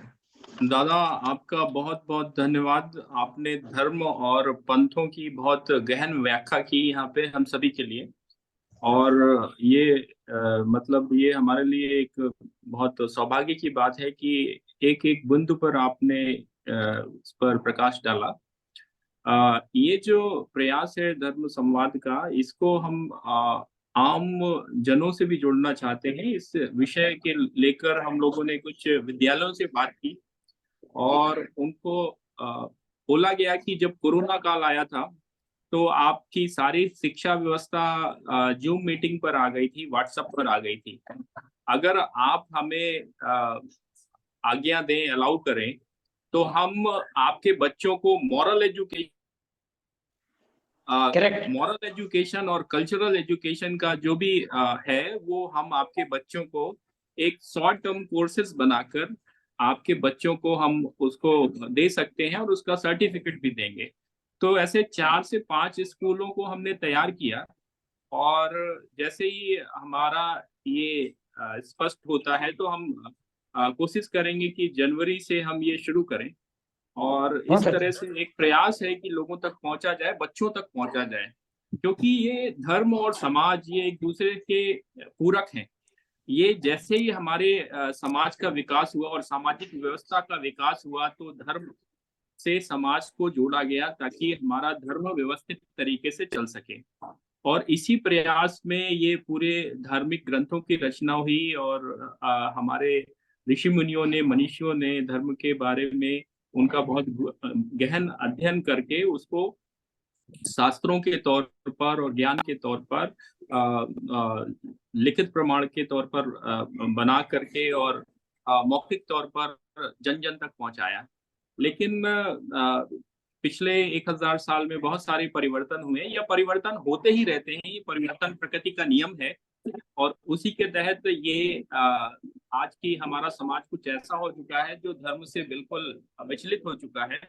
तो इसका प्रयास है। हमारे बीच में आचार्य प्रशांत चतुर्वेदी जी भी हैं, मैं उनका वक्तव्य लेना चाहूंगा। समय हमारा बहुत कम है, और फिर इसके बाद प्रश्न काल होगा। प्रश्न काल के बाद हम इसको खत्म कर देंगे, क्योंकि 9:20 हो चुका है। तो मैं आचार्य प्रशांत चतुर्वेदी जी से आग्रह करूंगा कि आप इस विषय पर अपना वक्तव्य रखें। हमारे पास 5 मिनट प्रशांत जी के लिए हैं और 10 मिनट प्रश्न काल के लिए हैं। प्रशांत जी।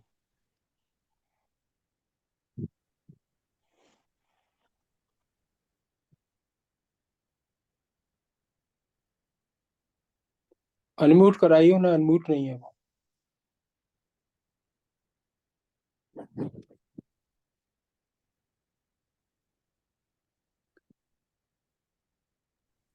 प्रशांत जी अनम्यूट कर लें अपने आप। हाँ, प्रशांत जी जो है वो आयुर्वेदाचार्य हैं, और साथ ही साथ उनको धार्मिक ग्रंथों का और धर्म का काफी गहन अनुभव है। तो प्रशांत जी, अगर आप आवाज सुन पा रहे हैं तो कृपया। आप उन्हें अनम्यूट कराइए, उन्हें म्यूट कर रखा है उनका। जी जी जी, मैंने उनको भेजा है। आ, आ, दिखाई पड़ रहे हैं लेकिन उनका म्यूट दिखाई पड़ रहा है। जी जी जी, मैं भी इन्फॉर्म कर देता जी। हूँ। तब तक हमारे और भी साथी से भी वार्तालाप हो सकती। जी जी, हमारे और अन्य साथी अपना इस विषय पर वक्तव्य दे सकते हैं, संवाद स्थापित कर सकते हैं, लेकिन समय का एक सीमा है। हमारी समय की सीमा का हमें पालन करना है। मैं आग्रह करूंगा मदन कर्नाटक जी से और हमारे अन्य साथी गौरव जी से कृपया इस विषय पर अपनी राय रखें। धन्यवाद अभिषेक जी एंड अंतरंग योगी जी, आपका भी धन्यवाद कि मैं काफी लेट जुड़ा वैसे से, लगभग 8:45 पर मेरे को सूचना मिली तो मैं 8:46 पर जुड़ गया था। दादा ज्योति प्रकाशानंद जी ने काफी ज्ञान दिया, लेकिन मैं उनकी सभी जितनी बातें उन्होंने कही उससे मैं सहमत नहीं हूं। और मृत्यु भोज की जो उन्होंने बात कही मैं उससे पूरी तरह सहमत हूं, क्योंकि ये जो एक कुरीति हमारे धर्म में कह लीजिए या हमारे समाज में कह लीजिए कि एक आदमी के पास में 1000 रुपए खर्च करने के लिए नहीं होते हैं और उसको 1 लाख रुपए मृत्यु भोज पर खर्च करने होते हैं। तो ये प्रथा पर प्रतिबंध लगना चाहिए और इसके लिए पूर्ण रूप से हमारे समाज को सजग होने की आवश्यकता है। समय ज्यादा नहीं है तो मैं ज्यादा कुछ नहीं बोलना चाहूंगा, लेकिन पथ, पंथ और मत और धर्म, इस बारे में आज हमारी चर्चा चल रही है। और मैं कहना चाहूंगा हमारे पास सत्ययुग था, हमारे पास त्रेता युग था, हमारे पास द्वापर युग था, हमारे पास आज कलयुग चल रहा है। मैंने अपने जीवन में, क्योंकि मैं उत्तराखंड से आता हूं, मैंने अपने जीवन के लगभग 33 वर्ष मुसलमानों के गांव में गुजारे, और उस मुसलमानों के गांव में गुजारे जहां पर की शुरुआत में 4 परिवार थे। 4 परिवार में से एक परिवार हमारा था और 3 परिवार मुस्लिम भाइयों के थे। लेकिन वो 3 परिवार कब 350 हो गए और हमारा एक परिवार जो है वो 2 परिवारों पर टिक करके रह गया। शुरुआत में भाईचारा इतना था कि हल बैल से खेती हुआ करती थी।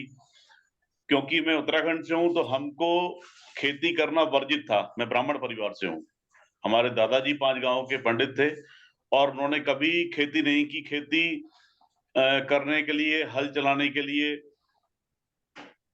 समाज की अन्य लोग कार्य किया करते थे, लेकिन हमारे परिवार का कार्य या फिर हमारे जो कह लीजिए हम समाज के अंदर विशिष्ट श्रेणी में आने की वजह से हम लोग केवल ज्ञान का वितरण किया करते थे। और धीरे धीरे जब वो 3 परिवार 350 पर पहुंच गए, 400 पर पहुंच गए, तो वहां पर हमने देखा जो गाय और बैल जो जिससे ही खेती की जाती थी, दूध दिया जाता था, बाद में वो काटी जाने लगी। पहले हमको सुनने में आया कि वो कट रही है, और बाद में हमारा जो रूट हुआ करता था स्कूल जाने का, तो हमको जानबूझ करके उस रोड पर बुलाया जाता था जहां पर की वो गाय कटती थी। हमने अपने आंखों के सामने एक समय के बाद लगभग 20 वर्ष की अवस्था में, या कह लीजिए 16 वर्ष की अवस्था में हमने देखा उसको कटते हुए, उसको उनसे छूट कर भागते हुए देखा हमने। और उन लोगों का करते जब बढ़ता गया, सरकार के कानून आए तो उन्होंने छुपकर काटना स्टार्ट कर दिया। अब बात करेंगे जो हमारा जो विषय है, धर्म और मत। देखिए, धर्म और मत हमारे घरों में मैं समझता हूँ कि पहले 4, 5, 6 लोगों से 6 कम से कम बच्चे हुआ करते थे हर परिवार में। हर परिवार में जन्म लेते थे बच्चे, लड़के लड़कियां, वो लगभग 5 से 6 हुआ करते थे, 7 भी होते थे कई बार। तो धर्म और मत और पंथ, ये सब कुछ शुरुआत होती है घर से। और घर से शुरुआत किस प्रकार से होती है? बड़ा होता है, बड़े के नीचे उससे छोटा होता है, उस छोटे से नीचे उसका छोटा होता है। जाहिर सी बात है कि जब घर का बुजुर्ग सही कार्य नहीं करेगा तो वो जो सही कार्य नहीं कर रहा है उसका प्रभाव उसके छोटों में भी आएगा। क्योंकि सत्य सनातन जो है वो हमारा सनातन धर्म है, और सनातन धर्म की एक प्रक्रिया है। सत्य युग में हिरण्यकश्यप का संहार हुआ, त्रेता में भगवान राम ने रावण का संहार किया, द्वापर में भगवान कृष्ण ने पूरी महाभारत रची। अब कहेंगे तो त्रुटियां सत्य युग में भी थी, आपके त्रेता युग में भी थी और द्वापर में भी थी। अब आ गया आपका कलयुग। कलयुग में हम लोग एक अंधी दौड़ में भाग रहे हैं। जैसा कि मैंने पिछली बार ही बताया था, हम लोग ना वायु के बारे में, गुणवत्ता के बारे में सोच रहे हैं, ना भूमि के बारे में सोच रहे हैं। हम इन 2 चीजों के बारे में तो कहीं से कहीं तक नहीं सोच रहे। आज दिल्ली का AQI 485 है, सांस लेने के लिए कहीं से भी उपयुक्त नहीं है। तो मेरा आप सभी से ये निवेदन है कि अहिंसा परमो धर्म जो महात्मा गांधी जी ने कहा था, मैं उसका मैं उसको मान्यता पर बिल्कुल भी नहीं जाना चाहूंगा। मैं ये कहूंगा कि मैं मानता ही नहीं हूँ हिंसा परमो धर्म, क्योंकि वो युग जो है जिसमें जिस युग में महात्मा गांधी जी ने कहा था कोई एक थप्पड़ मारे तो आप दूसरा गाल भी उसके आगे कर दीजिए। आज देख लीजिए पूरे विश्व का क्या हाल हो रहा है। आज कहेंगे तो अनाचार हो रहा है, यूक्रेन के ऊपर क्या गलत युद्ध कर रहा है रशिया, क्या इजराइल क्या गलत युद्ध कर रहा है। पिछली बार भी मैंने इस बात का विरोध किया था कि बच्चे आपके हमारे मित्र ने कहा था कि बच्चे आपके जो चाहें तो उन बच्चों का हमको सम्मान करना चाहिए।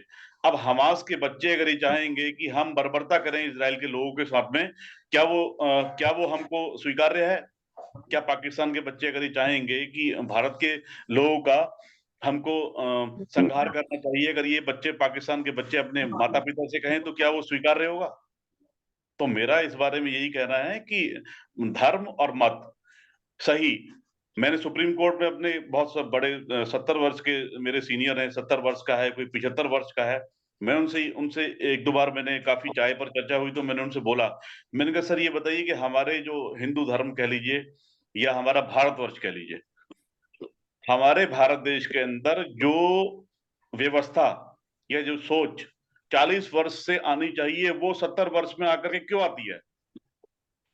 क्यों ना हम उसकी शुरुआत 40 वर्ष से करें, हम 35 वर्ष से ये सोचना शुरू करें कि सही क्या है। हमारे युवा भटके हुए हैं, क्यों भटके हुए हैं?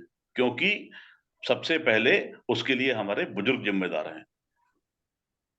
बुजुर्गों से ही जो जितना भ्रष्टाचार कह लीजिए वो युवाओं में आता है, उनकी नीचे वाली पीढ़ियों में आता है।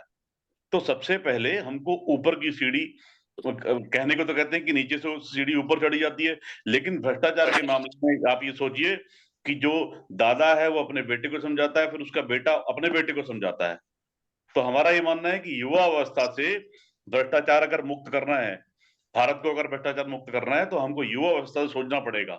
हमारे बुजुर्ग बहुत ईमानदार हैं, हमारे सन्यासीगण बहुत ईमानदार हैं, लेकिन वो ईमानदारी कब आती है? आज योगी जी सटे साटे समाज रेत पर चल रहे हैं तो आज समाज के अंदर देखिए आप कितनी शांति बनी हुई है।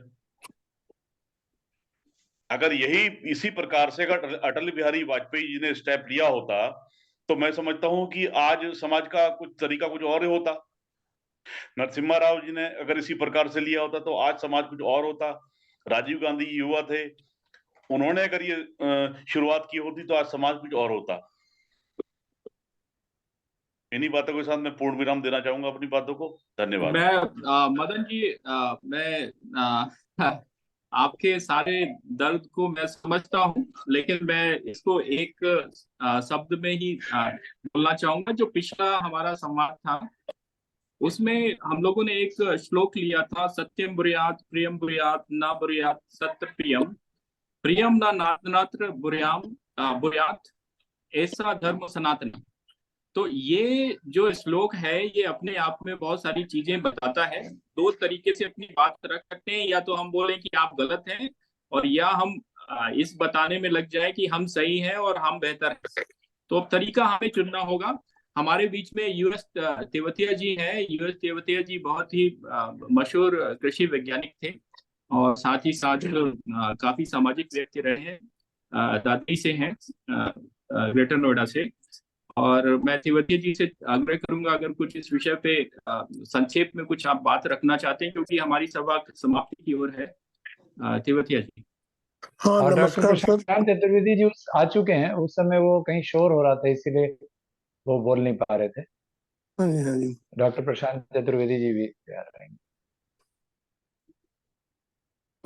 हेलो। हाँ, जी नमस्कार सर। मैं डॉक्टर उदयवीर सिंह नमस्कार। तेवतिया। मैं नमस्कार। मैं बेसिकली देहरादून से हूँ और मेरा हायर एजुकेशन का काम है। मैं जितने भी प्राइवेट यूनिवर्सिटी और मेडिकल कॉलेज खुलते हैं उसमें कंसल्टेंसी देता हूँ। हेलो, आवाज आ रही सर? जी जी सर आ आ रही रही है। है, आ रही है, आ रही है, आ रही है, आ रही है बहुत सर? अच्छा आवाज आ है, रही बहुत सर? अच्छी। हाँ जी। तो मेरा मत तो यह है सर कि सब, जैसे पहले कहते हैं कि कहीं भी किसी भी देश की हो या घर की हो या समाज की हो, जो शिक्षा है वो रीढ़ की हड्डी होती है, बैकबोन होती है। यदि शिक्षा को सही किया जाए तो सब कुछ अपने आप सही हो जाएगा। तो शिक्षा जो है वो सही तरीके से, जो हमारी गुरुकुल पद्धति थी वो बहुत बढ़िया पद्धति थी, लेकिन उसको धीरे धीरे उसको खत्म कर दिया गया है।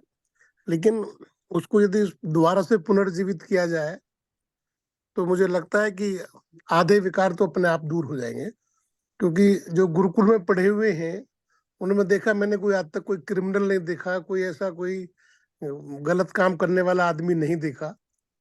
तो मुझे लगता है कि वो जो पुरानी पद्धति है उसके ऊपर ज्यादा विचार किया जाए और उसी से जो हमारी लोअर एजुकेशन है, मिडिल एजुकेशन है, हायर एजुकेशन है, उसको जो है इस मॉडर्न एजुकेशन में मिक्स किया जाए। क्योंकि मॉडर्न को भी नहीं हटा सकते, लेकिन उसको हम ऐड कर सकते हैं। तो उससे मुझे लगता है कि ज्यादा अच्छे परिणाम आएंगे। बहुत बहुत धन्यवाद, आपने समय दिया। सबको धन्यवाद नमस्कार। तेवतिया जी। आचार्य प्रशांत जी, आपका विचार हम सभी सुनना चाहेंगे इस विषय पर। समय हमारा जी। काफी निकल चुका है इसके जी, तो सभी को प्रणाम और नमस्कार। सॉरी, मैं एक्चुअली यहाँ गोवा में हूँ और यहाँ जिस फैमिली के साथ में हूँ उनकी बर्थडे पार्टी में वहाँ था। इसके तो हम शॉर्ट में बात करेंगे।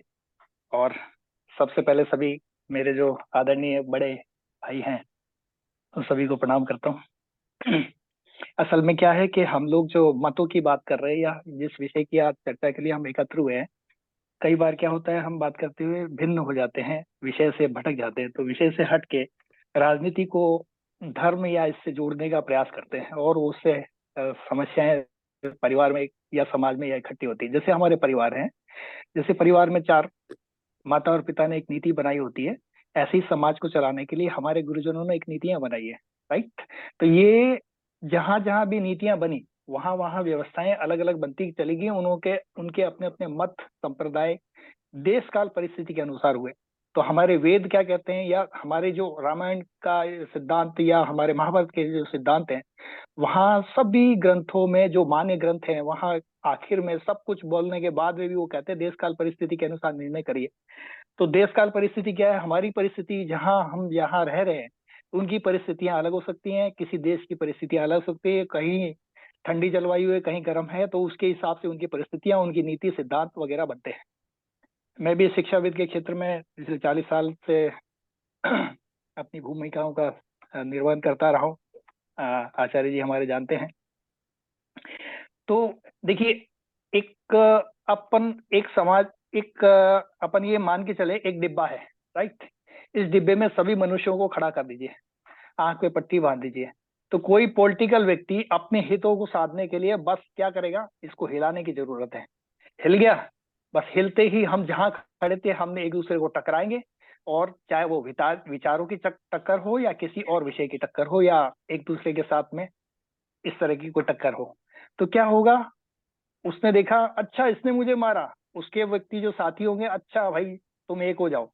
तो डिब्बा हिलाने वाले तो ये पॉलिटिशियन है जिन्होंने हमको हिला दिया है, और जिनका कोई उनका अपना केवल अपना हित साधना है उनको, और हम उसी बहाव में बहते चले जा रहे हैं। और उस बहाव से हटकर एक अच्छी एजुकेशन देते, जैसा तेवतिया जी ने अभी निवेदन किया सभी से, और एक अच्छी एजुकेशन देते और वेद पुराणों की अध्ययन कराते, पुराणों से हट करके थोड़ा वैदिक पद्धति पर हम चलते, तो हमारे यहाँ पर पहले संगीत सिखाया जाता था। संगीत का कोई एक ऐसा विद्वान नहीं होता है जो आज किसी को सजा दे रहा है, किसी को मर्डर कर रहा हो, कुछ ही नहीं कर रहा।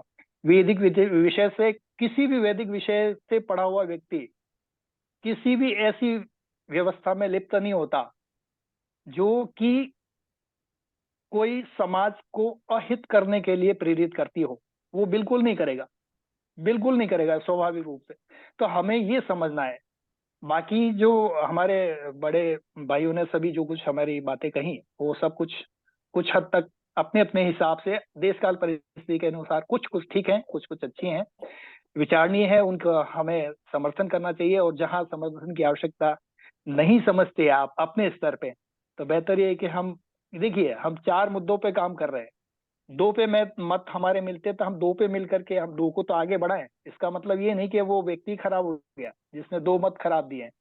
व्यक्ति विशेष खराब नहीं होता, वो सब हम ही है ना। तो राम, ये हमारी जो गीता है, गीता भी बोलती है कि 23वां जो हमारा 28वां श्लोक है तृतीय अध्याय का, वो कह रहे हैं कि गुण जो है हमारे, जो गुणों को तत्वों को जानने वाला है, जो तत्व ज्ञान या तत्वदर्शी व्यक्ति वो जान जाए कि मैं कुछ नहीं हूं, मैं कुछ नहीं हूं, तो मैं केवल अहंकार है। इसी अहंकार ने हमारे मतों को जन्म दिया, अपने अपने परिवार की संरचना को जन्म दिया। जैसे मेरे पिता हुए, मेरे पिता ने एक व्यवस्था बना दी कि भाई इस तरह का होना चाहिए, ये होना चाहिए। हमारे यहाँ 18 साल की शादी होगी, 18 पे नहीं 21 पे कर लेंगे या हम 25 पे कर लेंगे। हमने अपने मतों के हिसाब से अपने परिवार में एक व्यवस्था बना ली। जैसे माँ बाप होते हैं, माँ बाप ने तय कर लिया, देखो बड़े वाले बेटे को यहाँ व्यवस्था देखनी है, छोटे वाले को ये करना है, छोटे वाले को तीसरे नंबर पे ये करना है, या जो भी हमारे सदस्य हैं, हमने 4 ने मिलकर ये धारणा बना ली कि हमें ये कार्य करना है। ठीक इसी प्रकार समाज में, तो समाज की जो धारणाएं हैं, इन सबको साथ में लेके चलना, समग्र स्थिति में जानना, यही धर्म है। एक दूसरे का मानव, देखिए मानव जब हुआ था तो मानव ने क्या किया, मानव ने देखा कि एक पर्टिकुलर स्थिति में, अब हम यदि शिव पुराण को देखते तो शिव और शक्ति केवल एक ही है ना, तो उन्हीं से पूरा संसार का चलन। दुर्गा सप्तशती को देखते तो वो कहती है कि नहीं, सारी सृष्टि का संरचनाकार या संरचना करता दुर्गा ही है। ठीक ऐसे ही ब्रह्मा जी की बात करते तो हर ग्रंथ में ये बात कही गई। लेकिन प्रकृति 8वां, यदि 7वें अध्याय का 8वां श्लोक यदि दुर्गा सप्तशती का देखते हैं तो वो क्या कहता है, कोई 2, 8, 9 हाथ वाली कोई दुर्गा नहीं होती, 8 भुजाओं वाली कोई दुर्गा नहीं होती। ये सब जो है हमारे कल्पना के वो हैं, एक चरण है जो हमने लोगों को बता दिया क्या पाप है क्या पुण्य है।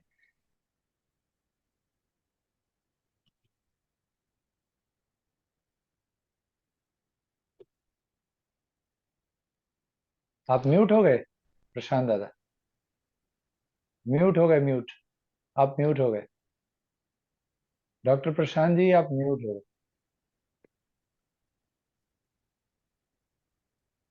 वो म्यूट हो गए। मुझे लगता है दादा कि अब हमें आखिरी चरण शुरू करना चाहिए, प्रश्नकाल। आप सभी जितने भी महानुभाव हैं, सज्जन हैं, आदरणीय हैं, अगर अभी तक की चर्चा पर दादा से कोई प्रश्न करना चाहते हैं, दादा ज्योति प्रकाशानंदा, या और किसी से भी कोई प्रश्न करना चाहते हैं या कोई अपनी बात रखना चाहते हैं, संक्षेप में रखें। हम सिर्फ 10 मिनट है, 10 मिनट के अंदर हम अपनी चर्चा को विराम देंगे और अगले हफ्ते फिर मिलेंगे। आप सभी से आग्रह है कि जो भी आपके प्रश्न, संशय या विचार हैं, आप रख सकते हैं इस 10 मिनट में। सभी को आमंत्रण।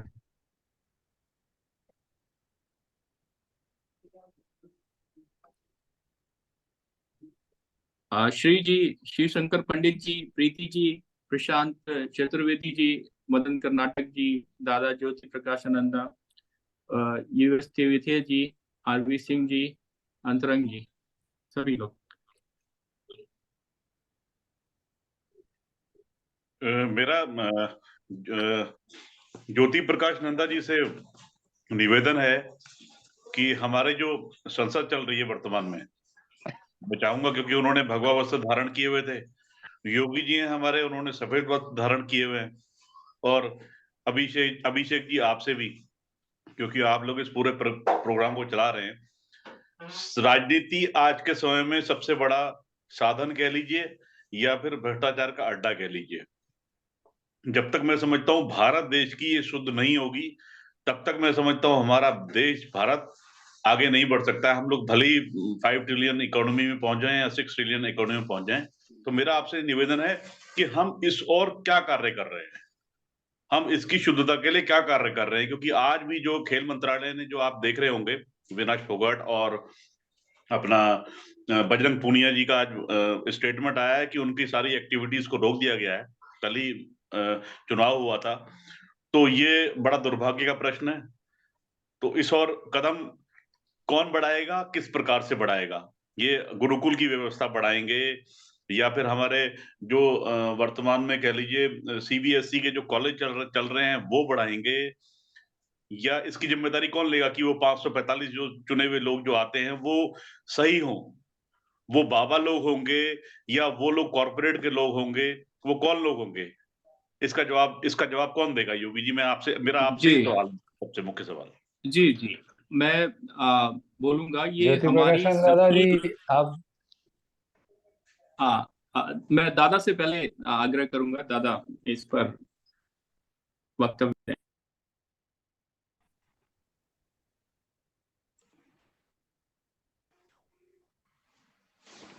देखिए, इनका जो प्रश्न थोड़ी स्पष्ट रूप से समाज से जुड़ा, राजनीति से जुड़ा, जो चीजें हो रही है कि हमारे एमपी एमएलए से जो परिस्थितियां बन रही है देश में, जो निर्मित हो रही है राजनीति के कारण, तो उसमें मैं पहले इस राजनीति शब्द पर ही मैं कुछ दो शब्द कहूंगा कि राजनीति जो है उसको जरा उल्टा कर दिया जाए तो ज्यादा सही होगा कि जहाँ नीति का राज्य है वो वही सही राजनीति है। जहाँ नीतियां अपने स्वार्थों के आधार पर निर्मित होती है, वो राज्य करने की नीति होती है, वहां नीति का राज्य नहीं होता। पहले नीति का राज्य होता था, प्रजा सुखी रहे ये राजा का कर्तव्य होता था, ये मान्यता स्थिर थी। और जहाँ प्रजा का हित नहीं हो रहा है उस राजा को पद से हटा दिया जाता था, उसके लिए प्रतिक्रियाएं होती थी और उसको परास्त कर दिया जाता था विभिन्न तरीकों से। समाज इतना जागरूक था, आज ऐसा नहीं है। इसलिए आवश्यकता है कि हमें वोट, आजकल डेमोक्रेसी है, वोटिंग का अधिकार है। वोट का अधिकार आप जान रहे हैं किसको दिया जाता है और किस तरह से होता है, किस तरह से वोट खरीदे जाते हैं, जाति के आधार पर, रुपए पैसे के आधार पर, प्रलोभनों के आधार पर कि मैं ये आऊंगा तो ये करूंगा आपके मोहल्ले के लिए, आपके स्कूल खुलवा दूंगा, ये झूठे आश्वासन दिए जाते हैं। इस तरह से आम जनता को कंफ्यूज किया जाता है, झूठ बोला जाता है स्पष्ट शब्दों में। तो इस तरह से लोग, वोटिंग का अधिकार बदलना होगा, वोट की सिस्टम बदलनी होगी। ये सब मेरे आपके चार आदमी के सोचने से नहीं होगा, क्योंकि वो जो कुर्सियों में बैठ जाते हैं वो लाखों रुपए खर्च करके अपने हिसाब से अनुकूल परिस्थिति का निर्माण कर लेते हैं। तो सबसे पहला प्रश्न तो ये आता है कि एक चपरासी की नौकरी के लिए एक विशेष योग्यता चाहिए। एक टीचर बनने के लिए आपको बीएड होना चाहिए, ये होना चाहिए कि बेसिक क्वालिफिकेशन चाहिए। अगर सबसे पहले ये नियम लगा दिया जाए कि अगर आपको वार्ड मेंबर बनना है, के लिए खड़े होना है, तो आपको ये बेसिक क्वालिफिकेशन चाहिए। अगर आपको एमपी बनना है, एमएलए बनना है, तो आपके पास भी कुछ बेसिक क्वालिफिकेशन चाहिए। अगर वो क्वालिफिकेशन, उसके लिए कोई भी खड़ा हो सकता है, कहीं से भी खड़ा हो सकता है, तो चपरासी का भी कोई नहीं, क्यों नहीं बन सकता भाई? वहां पर आप कानून लगा लेते हैं बहुत सारे, उनके लिए नियम बने हुए हैं, इनके लिए कोई नियम नहीं है। 50 केस कोर्ट में चल रहे हैं, जेल में भी घूम करके इलेक्शन में खड़े हो जाते हैं। ये कौन सी इंटेलेक्चुअल समझदारी है भाई? और जनता को कोई इसका विरोध नहीं है, इंटेलेक्चुअल बैंकरप्सी है, ये कोई विरोध नहीं करता। 50 कोर्ट में केस चल रहे हैं उनके नाम पर, रेप के, इसके उसके, स्मगलिंग के, और वो साहब आजादी से घूम रहे हैं और लोग उनको समर्थन कर रहे हैं। भाई ये तो अपनी अपनी सोच है। अरे आम जनता अगर जागरूक नहीं होगी तो इसको मैं और आप बोलकर यहाँ मीटिंग में अपना समय लगा सकते हैं, पर परिवर्तन नहीं आ सकता। इसलिए जो अभी हर जगह आप व्हाट्सएप में बहुत से लोग इस अवेयरनेस को लेकर के बातें रखते हैं, पर व्हाट्सएप में ही रह जाती है वो। तो इसलिए क्या है कि दादा मैं इस पे एक हमारे रक्षक हैं, आईपीएस ऑफिसर्स हैं, आईएएस ऑफिसर्स हैं। अगर वो नैतिकवान है और सच्चाई से देश की हित के लिए करते हैं और पार्टी के इंटरेस्ट में वो काम नहीं करते, तो उसका तबादला किसी ऐसे डिस्ट्रिक्ट में हो जाता है जहां उसको करने का स्कोप ही ना हो। तो आजकल कहाँ है सच्चाई? उस सच्चाई को लाने के लिए we should have good replacement. जब तक हमारे पास रिप्लेसमेंट अच्छा नहीं रहेगा तो हम फिर वो अच्छे आदमियों को लाएंगे कैसे? तो we have to create good people to replace the bad people. तो गुड पीपल बनाने होंगे, अच्छे लोगों का, नैतिक लोगों का एक, जैसे चाणक्य ने चंद्रगुप्त को तैयार किया, तब जाकर के उसने परिवर्तन लाया। तो जब तक हमें अच्छे चंद्रगुप्त नहीं बनेंगे तो फिर वो नंद ही आएंगे ना, एक नंद का बेटा दूसरा नंद आएगा। इसलिए अवेयरनेस जरूरी है और जग रही है धीरे धीरे, परंतु खरीदे जाते हैं लोग। तो ये सच्चाई यहाँ पर है और सोचने में। दादा मैं कुछ इस पर आपकी बात पर कुछ बात जोड़ना चाहूंगा। जो मदन जी का जो प्रश्न है, वो प्रश्न एक राजनेता या एक पार्टी या एक भ्रष्टाचार पर नहीं, बल्कि ये पूरे व्यवस्था पर है। ये वस्तुतः व्यवस्था परिवर्तन का ही मामला है। एक व्यवस्था ऐसी बन चुकी है जिसके सभी हम एक पात्र हैं, और वो एक ऐसी व्यवस्था है, हम एक ऐसे समाज का प्रतिनिधित्व करते हैं, या एक ऐसे समाज से हैं जहां पर लोगों को धर्म और अधर्म का भेद नहीं पता है, लोगों को धर्म और पंथ का भेद नहीं पता है। आज अधर्म को भी धर्म बताया जाता है और लोग उसको मान बैठते हैं। लोग जो अपने आचरण में, धार्मिक आचरण, अगर हम सत्य की बात करते हैं, हम अहिंसा की बात करते हैं, हम अपरिग्रह की बात करते हैं, तो ये सारी बातें तो हमारा धर्म सिखाता है, लेकिन कोई इसको जानता नहीं, कोई इसको पालन नहीं करता। तो इस वजह से ये समस्या है आज की, और ये समस्या ऐसे ही दिन ब दिन बढ़ती जाएगी, क्योंकि जिस प्रकार से हमारे समाज पर भौतिकवाद का आक्रमण हुआ है और समाज में इंफॉर्मेशन रेवोल्यूशन के नाम पर खुलापन आया है, तो लोग भौतिकवाद, भोग विलासिता की तरफ धीरे धीरे और उन्मुख होते जा रहे हैं, बढ़ते जा रहे हैं। ये हमारा धर्म है। अगर हम धर्म को जानते हैं, धर्म को समझते हैं, तो ये हमारा धर्म है कि हमें धर्म का प्रचार करना होगा। वो चाहे हम मॉरल एजुकेशन के नाम पे करें, चाहे वो हम कल्चरल एजुकेशन के नाम पे करें, उसका हमको प्रसारित करना होगा। और ये व्यवस्था की बात है, तो एक हमको ऐसी व्यवस्था बनानी होगी जो धर्म आधारित व्यवस्था हो, जिसमें कि पुरुषार्थ की बात हो, जो धर्म आधारित अर्थ अर्जन की बात करती हो, जो धर्म आधारित अपनी कामनाओं की पूर्ति की बात करती हो, और ईश्वर, जो एक ईश्वर है, उस पे ध्यान रखते हुए और इन सब पाखंडों से बचते हुए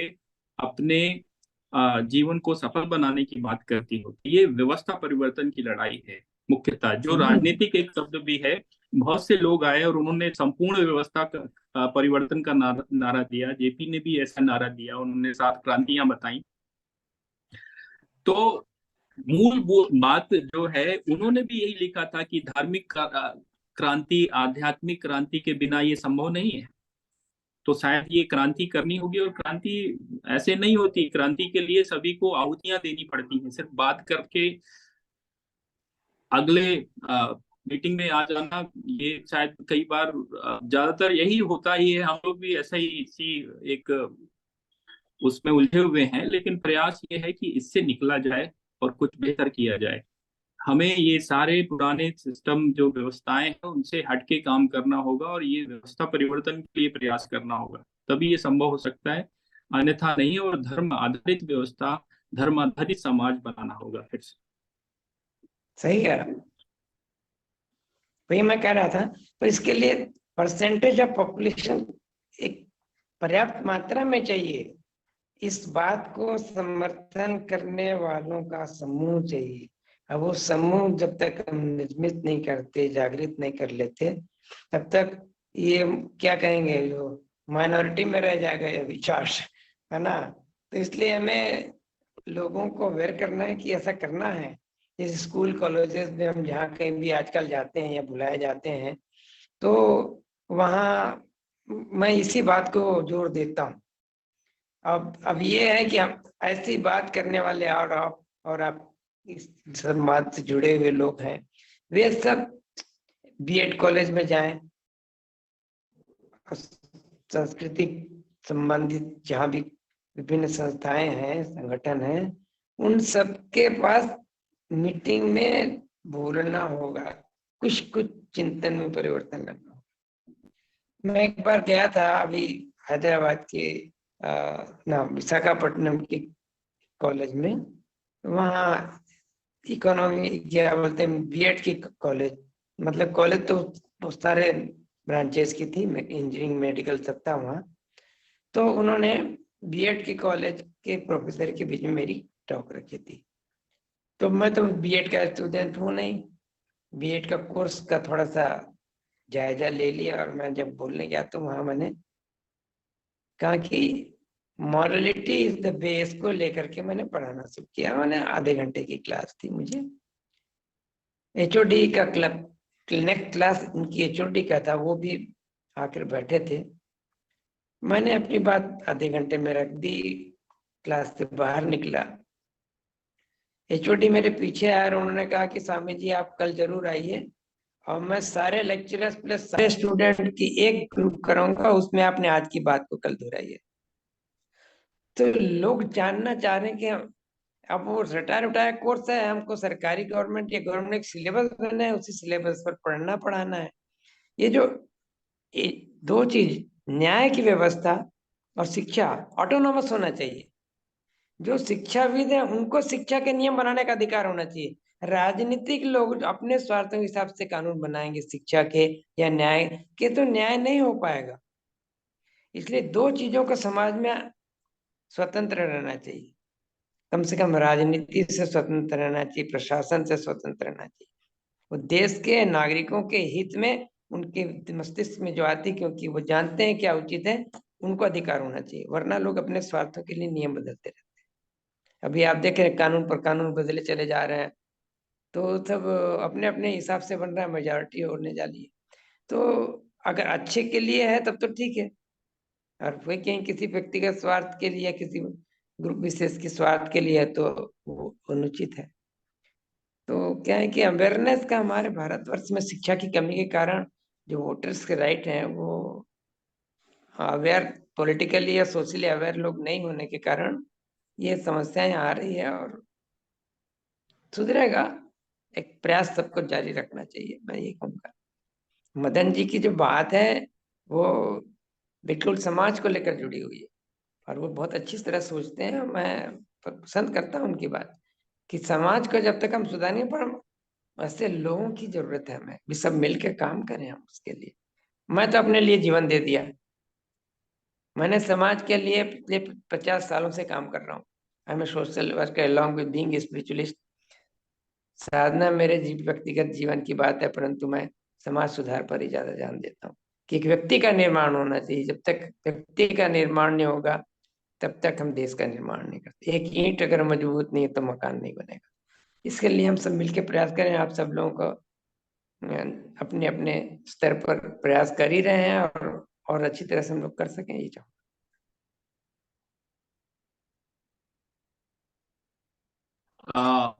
आप सभी सज्जनों का अगर कोई भी और अन्य प्रश्न है या कोई विचार है या कोई वक्तव्य है, या उसको 2 मिनट में रख सकते हैं, क्योंकि 10 बजे तक हम इस सभा को विसर्जित कर देंगे आज की। श्री जी, अंतरंग जी, आरवी सिंह जी।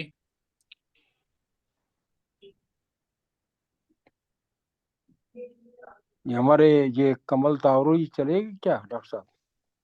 हाँ वो हाँ, आज पहले चले गए। तावड़ी जी शायद वो निकल गए हैं वो ग्रुप से। 9:15 बजे चले गए, तो उनका शायद कुछ दूसरा प्रॉब्लम तो अभी होगा। हमारे भाई साहब एक बड़े अच्छी बात कर रहे थे, और वो उन्होंने थोड़ा, हालांकि जैसा मुझे अंडरस्टैंडिंग दी गई कि हमारी इस टॉक में कोई पॉलिटिकल टच नहीं होना चाहिए, लेकिन अब क्या बताएं, ये तो बात बढ़ती है तो पॉलिटिक्स के पे तो टच करके चाहे टेंजेंशियल ही निकल जाए, लेकिन होती टच जरूर करती है। तो साहब इसको समराइज करिए। तो आइडिया ये आ रहा है कि आपको रूल बाय लॉ चाहिए या रूल ऑफ लॉ चाहिए, बस दो ही बात है। Rule of law. अब ये राजनीति की बात आपने करी थी, उन्होंने बड़े अच्छी पलटा दिया कि नीति का राज। तो नीति का राज का मतलब कि रूल ऑफ लॉ। वो तो रूल ऑफ लॉ है। अभी हम जिस तो टर्न पर जा रहे हैं, वो जो एटीट्यूड हम देख रहे हैं, वो तो राजनीति है, वो तो रूल बाय लॉ है। हम कानून का निर्माण ही इसलिए कर रहे हैं कि हमें शासन करना है। एटीट्यूडनल इसमें चेंज है, फर्क है। लेकिन हमारे जो दादा साहब ने जो बोला है, बड़ा अच्छा अध्ययन है इनका, बहुत प्रभावित हुआ। मैं तो पहली बार ही ज्वाइन किया आपको हमने। मैं थोड़ा सा 1 मिनट का, अगर आप ज्यादा भी हो जाए, एक्सेस हो जाए, तो अभिषेक जी मुझे क्षमा कर दीजिएगा, लेकिन मैं थोड़ा बोलना जरूर चाहूंगा। अभी ये भी बात आई कि समय के साथ में परिवर्तन होता रहता है। कुछ चतुर्वेदी साहब बोल रहे थे, सही बोल रहे थे, वक्त के अनुसार बदलती रहती हैं बातें साहब। ऋतु बदलती है, उसके अनुरूप हमारे वस्त्र बदल जाते हैं, पहनावा, खान पीन बदल जाता है। ऐसी समय जैसे चेंज कर रहा है, तो we have to change somewhere. कम कहीं कहीं देखना पड़ेगा कि जो पुरानी रूल्स अभी लागू है कि नहीं। लेकिन कुछ नियम हमारे ऐसे हैं, धर्म वही है जिस धर्म की व्याख्या हम कर रहे हैं, जो हमें जीवन ये हमारा धर्म, हमारे लिए साहब, मैं अपनी व्यक्तिगत बता रहा हूँ, it is code of conduct. हमने इस जमीन पर जन्म लिया है, तो यहाँ पर जीवन जीने के लिए हमारा जो कोड ऑफ कंडक्ट है, उसकी डेफिनेशन है, वो धर्म है। मैं किसी का बाप हूँ तो मुझे बाप का धर्म निभाना है, किसी का बेटा हूँ तो बेटे का भी धर्म का डेफिनेशन है। शादीशुदा हुआ, विवाहित हूँ तो दंपति धर्म का भी डेफिनेशन है, मित्र धर्म की भी डेफिनेशन है, और बहुत प्यारी डेफिनेशन है, बहुत इतनी अच्छी डेफिनेशन है, उसे अगर हम चलें तो कहीं कोई गड़बड़ होने की संभावना है ही नहीं, कहीं नहीं। लेकिन दुर्भाग्य से हम उसको नकार के हम वहां जाना चाहते हैं जहां पर संस्कृत के क्लिष्ट श्लोक हों। उन श्लोकों की व्याख्या करके उसमें हम घूम अंदर खोदना चाह रहे हैं। पता नहीं अंदर कहाँ मिलेगा, अभी तक तो मिला नहीं। खैर, हु एम आई, ये सवाल हमारा ही नहीं है साहब, ये पाश्चात्य विद्वानों का भी सवाल सेंचुरी से रहा है। और एक ऐसे आदमी को नोबेल प्राइज मिला इसी विषय पर, हु एम आई। परमात्मा की खोज कह लीजिए आप इसको, आत्मा की खोज कह लीजिए, या अपनी आई की खोज कह लीजिए, ये सारे विषय एक ही हैं। हमारे दादा साहब तो पहले बता ही चुके हैं कि सब रास्ता वही जा रहा है, टेंजेंशियल। अगर एक आप एक वृत्त के केंद्र में, केंद्र की ओर ये मुखातिब हैं सब लोग, हुए हम आई, इसी पे जा रहे हैं सब, सारे की सारी बातें वही हैं। लेकिन ये है थोड़ी सी एनालिटिकली और सही समझना चाहिए, सब्जेक्टिव रूप से देखें तो। जीन पॉल सार्त्रे, 10 साल तक उस आदमी ने नोबेल प्राइज को ठुकरा दिया, लिया नहीं।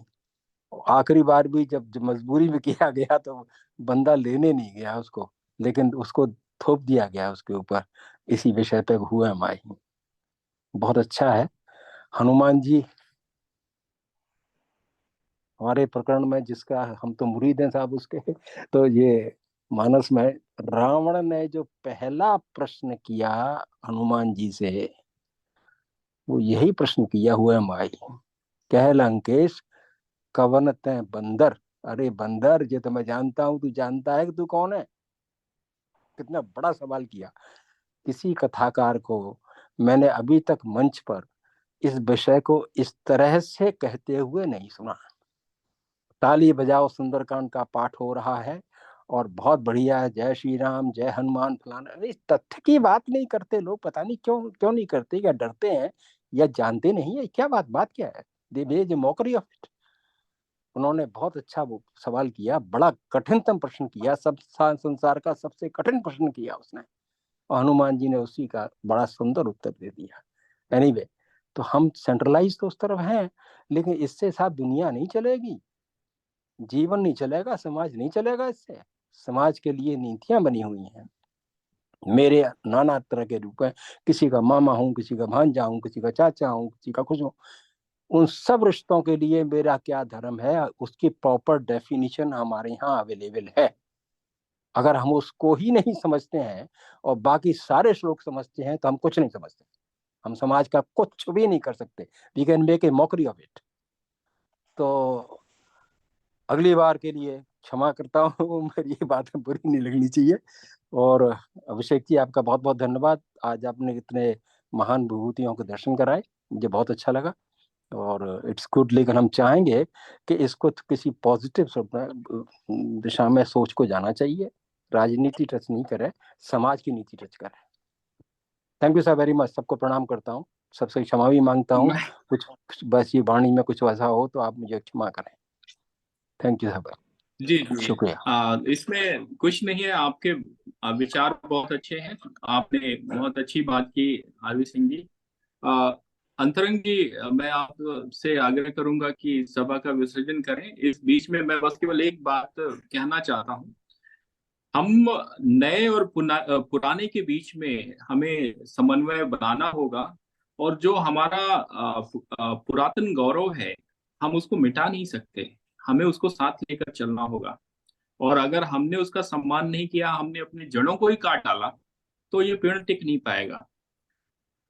दूसरी चीज ये है कि हमारा जो सभ्यता है वो सिखाता है मनसा वाचा कर्मणा का सिद्धांत, जो मन से, वचन से और कर्म से एकरूपता नहीं रखता, जो बोलता है सिर्फ बोलता बहुत अच्छा है, वचन से, वाणी से, मन से भी है, लेकिन कर्म पे नहीं उसको ले जाता, परिलक्षित करता, तो वो कहीं ना कहीं मिथ्याचारी की श्रेणी में उसका वो होता है। तो हमारे समाज में ये जो मिथ्याचार फैला है, जो समाज के वो लोग, जो बुद्धिजीवी वर्ग बोला जाता है, जिसको सब कुछ पता है, जो हर विषय पे बहुत गहन अध्ययन रखता है, अगर वही अपने इसको सारी चीजों को कर्म पे नहीं लाता है और समाज में बुराइयों को, व्याप्त बुराइयों के खिलाफ आवाज नहीं उठाता है, तो समाज का और पतन होना निश्चित है।